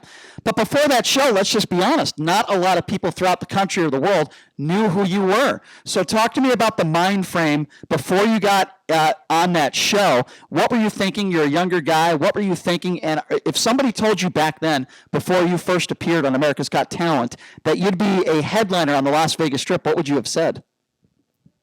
I would have said, you're absolutely crazy. I said, no way, that's not something I'm going to be doing. You know, when you say no one knew my name, I mean, really, even local magicians in my town of Rhode Island, in Rhode Island, where I grew up, didn't know who I was. But I was performing all the time, just on a really a much smaller scale. I was performing anywhere that would have me, whether it was private parties or libraries. Then, when I really went full time with it, once I finished school, I was performing on college campuses. So I was traveling nationally, kind of getting my name out there and making a living. And to me, that was the goal. I had made it back in my head, I had made it in 2010 when I had succeeded in doing magic full-time for a living. That was really all I wanted. So everything that's happened after that, to me, was a result of hard work, but not really the goal, but more of kind of the side effect of the hard work, which is it's a great side effect. I guess I shouldn't use that term, but yeah, it's far exceeded my expectations. So your show, absolutely. So your show is at the link. Have you been given any information from the powers that be at the link, which I believe is owned by Caesars, if I'm not mistaken, about when things are going to possibly open back up? Like, do they keep you updated on that, considering your schedule? Everything is so fluid right now. I just read within the past 20 minutes that MGM has postponed all of their shows until at least July. I haven't heard concrete anything on what everybody else is going to be doing.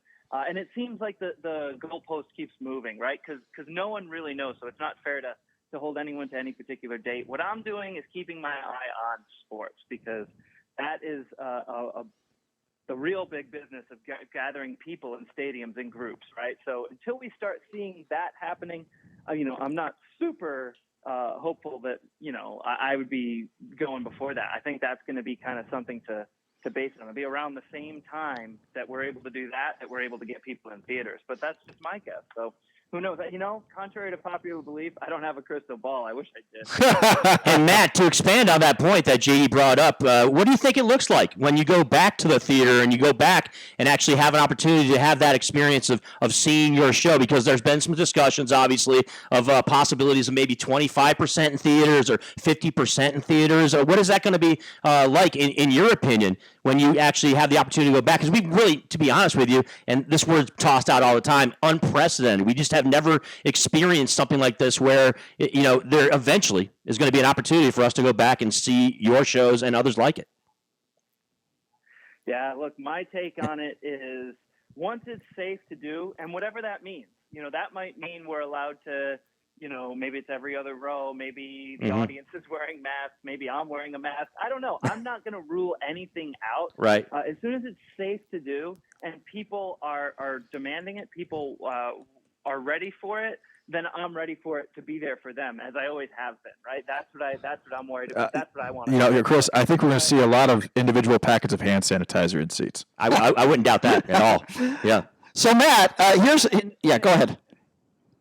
Go ahead, Matt. I was going to say it might mean we can't do. It might mean we can't do 2 shows a night, right? Because you have to sanitize the seats for a certain amount of time in between. Right. So whatever those adjustments are, I'm willing to look at and say, okay, how can we make it work, but it needs to be safe. Matt, with all of your talents, why can't we get yourself, David Copperfield, all the famous magicians in Las Vegas, and make this virus disappear? I find it very selfish you guys haven't gotten together to do that yet. What is your explanation for that? That's a very valid point, Brian. I wish I could say you were the first person to ask me that. Well, you know what? I wanted to ask. You've been in this town a while now. What are your favorite hot spots? What do you enjoy about changing your life, really, right, and moving here to Las Vegas? We've adjusted so well. I just pulled my brother out here too from Rhode Island, so he's moved out here just in December. so he's adjusting to it. My wife loves it. We're all from the East Coast originally, but the weather is just fantastic, especially when, we feel so spoiled now weather-wise compared to Rhode Island, but it's one of the things to do. We've got the shows. Absinthe is always a favorite of mine to go and see, so whenever we have guests in town, we go see Absinthe over at the Caesars tent. As well as, I've also gone vegan in the past few years, and we have great vegan restaurants here off the Strip that we like to frequent. Of course, not now, but only in a to-go form. But restaurants, shows, geez, what's not to like about this place? It's an entertainment mecca when it's up and running. Yes. Has anyone ever told you that you are a lookalike to an extent of James Franco? Has anyone ever told you that? No, do you believe that, or are you just going by the last name? No, I actually do believe that. I was just watching Pineapple Express the other day. You do resemble Matt. You do resemble James Franco a little bit. I actually think he looks more like his younger brother Dave Franco. Well, probably, yeah. But that's so funny. I've never gotten that ever. I will say our last names on paper look very similar. That's very true. Hey, Matt, last question for you. And by the way, we do appreciate the time. Can you give anybody any information on when your next free show will be on Facebook? Because I think it's a great service you're doing to everybody out there that can watch you perform. Because anyone, like I said, I've seen your show a half dozen times. You're incredible. Never get bored at your show, and it's fun, family-friendly shows. Do you have another date set up, or maybe you'll be setting something up where people can watch you on social media? Absolutely. I can tell you now. So we have 6 episodes that we've done live already that are still archived up on my Facebook page, facebook.com/MattFrancoMagic. And the next live episode, number 7, will be, I don't know if we're live right now, but number 7 is on Wednesday, which to me right now is tomorrow. 5 o'clock Vegas time. Cool. Matt, you're a class act, my friend. Keep up the great work, and hope we can get you back in there doing shows soon. I really appreciate you taking some time to join us. Stay safe with you and your family, and look forward to catching up with you again sometime down the road, okay? Right back at you. Thank you so much, guys. Appreciate it. Thanks a lot. There you go. He's very talented. Why? Because he won a very big show with the word talent in it. He has the monopoly on the cab advertising. There is not it's everywhere. There is not a cab in town that doesn't have Matt Franco's show advertising on the top of it. Rhode Island guy, outside Absolutely. Providence, one of my favorite movies. I'm telling you, we need to gather Franco along with David Copperfield, Murray Sawchuk, Mike Hammer. Let's get these magical minds together and see if they can cure the coronavirus. So here's what we're going to do. We're going to take a quick break and we're going to have some more fun. We talk about a lot of serious subjects on this show, but we're going to have a little fun today. It's called our Hate Mail segment of the day, and we're going to fire that right at you coming up next. I'm sure I'm going to get a lot of it, and I'm used to it by now. We'll take a quick break. We'll be back right after this. You're listening to The Vegas Take right here on the all-new 101.5 FM, 720 AM, K-Dawn. While you can't believe everything on social media these days, you can believe it's possible to start a new life as an IT pro in as little as 4 months from the comfort of your own home, even if you have zero computer experience. Instead of waiting to see what happens when life gets back to normal, take control of your future now. Go to mycomputercareer.edu and take the free career evaluation today. Live online classes meet just twice a week. It's not rocket science. It's mycomputercareer.edu. Maybe it's time to take a fresh look at everything we thought we knew about landing a great job. For instance, what if phenomenal careers start at the middle school science fair instead of at the job fair? If being the captain of the robotics team means just as much on a college application as being captain of the football team. And if knowing the quadratic formula is every bit as important as knowing the right people. Well, the fact is, the jobs of the future will be heavily geared towards science, technology, engineering, and math. In other words, the future is STEM. More opportunities, better pay. And the road to these great jobs starts as early as middle school. So if you're a student, talk to your school counselor about STEM. If you're a parent, talk to your kids. Because the job you'll get in the future may very well depend on what you do today. A public service message from America's Navy. There are everyday actions to help prevent the spread of respiratory diseases. Wash your hands. Avoid close contact with people who are sick. Avoid touching your eyes, nose, and mouth. Stay home when you are sick. Cover your cough or sneeze. clean and disinfect frequently touched objects with household cleaning spray. For more information, visit cdc.gov/COVID-19. This message brought to you by the National Association of Broadcasters and this station. Most of us like to be out in the sun. That's why sunscreen and other safety measures are key to protecting your skin from aging and cancer. The FDA recommends using a sunscreen with a sun protection factor, or SPF, of 15 or higher. Also, look for broad spectrum on the label. That means both harmful ultraviolet A and B rays are blocked. UVA rays age the skin, UVB rays burn, and both cause cancer. But the perfect sunscreen doesn't count if you use it wrong. Don't need sunscreen on a cloudy day? Wrong. 80% of UV rays still get through the haze. Only use sunscreen at the beach? Nope. Anytime you're outside, UV rays attack the skin, so you need protection.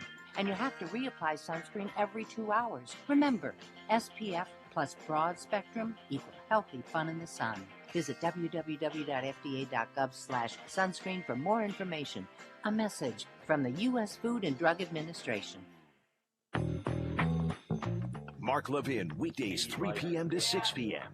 Now back to the Vegas Take on 101.5 FM, 720 a.m. KDAR.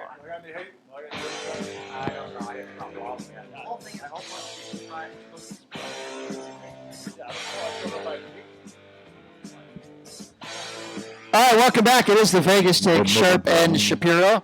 Glad you could join us on a Tuesday. By the way, tomorrow on the show, remember that song, Runaway Train? The band Soul Asylum. They were pretty big in the 90s.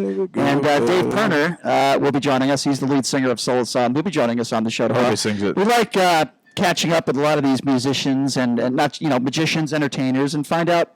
We had Tom Arnold on the show last week, actors, celebrities, just figure out how they're dealing with the coronavirus as well. It's interesting to get inside these minds and figure out how they're holding up. But right now... Do you think that Tom Arnold has introduced himself to his neighbors yet, Brian? His female neighbors that he watches walk around? That I don't know. Just watches from behind a tree? That I don't know. We'll have to ask him that next time he's on the show. But right now, it is time for our hate mail segment of the day, brought to you by our producer, Jason Stein. And, by the way, before we get to our hate mail, I just want to say we're broadcasting live from Chris Wynn's house, a change of venue. And one of his roommates, name is Nelly, by the way. Mark Nelly, he's got a nicknames. And his name is Mark, and he cooked us up some breakfast. He's now, of course, JD welcomes his stay. It's kind of like when someone says, "Do you need anything? Are you okay?" Most people would say, "No, I'm good. Thank you for the hospitality." Thanks, JD says, "Yeah, I'm hungry. Make me some lunch." No, so Mark has asked me probably 12 times in the last 3 hours if I've been hungry. He asked me also. And I finally said yes because I am hungry. Well, you didn't finally. And he just said yes. And he's a I've said no before, but he's a very, very good cook, and I'm taking him up on on his ability. Chicken lettuce wraps. In that case, give me some filet mignon and lobster. I'm ready for it. Anyway, great hospitality by Seawind's roommate. So I have to admit. All right, it's time for our hate mail segment of the day, brought to you by our producer Jason Stein. Jason, take it away. All right. Well, right first out of the gate, we got a comment about Chris Wynn. Wynn is so desperate to be on the show that he's offering up his apartment now. Annoying. Yeah, well, I'm on the show, one day a week, guys. So, yes, I do like to unload my comments. There's no question about it. Actually, I'm on 2 days this week, right, gentlemen? Because I'm on today, too. Also, you'll be on tomorrow also. As you pointed out earlier, as far as JD, I'm overstaying my welcome on this show right now. By the way, this isn't an apartment, you dope. It's a house. I'm actually a huge fan of this, and if we have to deal with Chris Wynn being on the show every day to be here, hopefully we can do the show next to the pool tomorrow. That's what I'm excited about. All right, Stein, moving on. All right. Another comment. This is earlier in the show, 9 o'clock hour, we're talking about Diamond and Silk, the television personalities that have reportedly been let go by Fox because of their take on the coronavirus. This viewer writes, is Brian really mocking 2 black women losing their job? That is racist. What does being black have to do with it? They're 2 idiots. It's hard to argue. No, it's not hard to argue. Hard to argue. Not at all. They're 2 idiots that lost their job, 2 morons that apparently spoke for the President of the United States. They're nimrods. They're imbeciles. and I'm mocking them for losing their job because they were bad at their job. They're morons. It has nothing to do with their skin color. In fact, the president is the one that brought up their skin color. Last time he met up with them in the White House during the coronavirus pandemic, it was the president that said they were two rising stars and great leaders of the African American community. That's what the president of the United States said. Yeah, I would tend to disagree with that. That's why I call them imbeciles. And I'm mocking them. Nothing to do with their skin color. Everything to do with the things they've said and their behavior. Diamond and Silk in the mold of a Rosa Parks, Harriet Tubman. I would Compare imagine. them to Martin Luther King. I would imagine. Okay. Next comment. By the way, Brian, keep your creepy hands to yourself. I know it's been a while, but figure can't hurt to remind you. I don't know what that You means. must be doing something with your hands over there.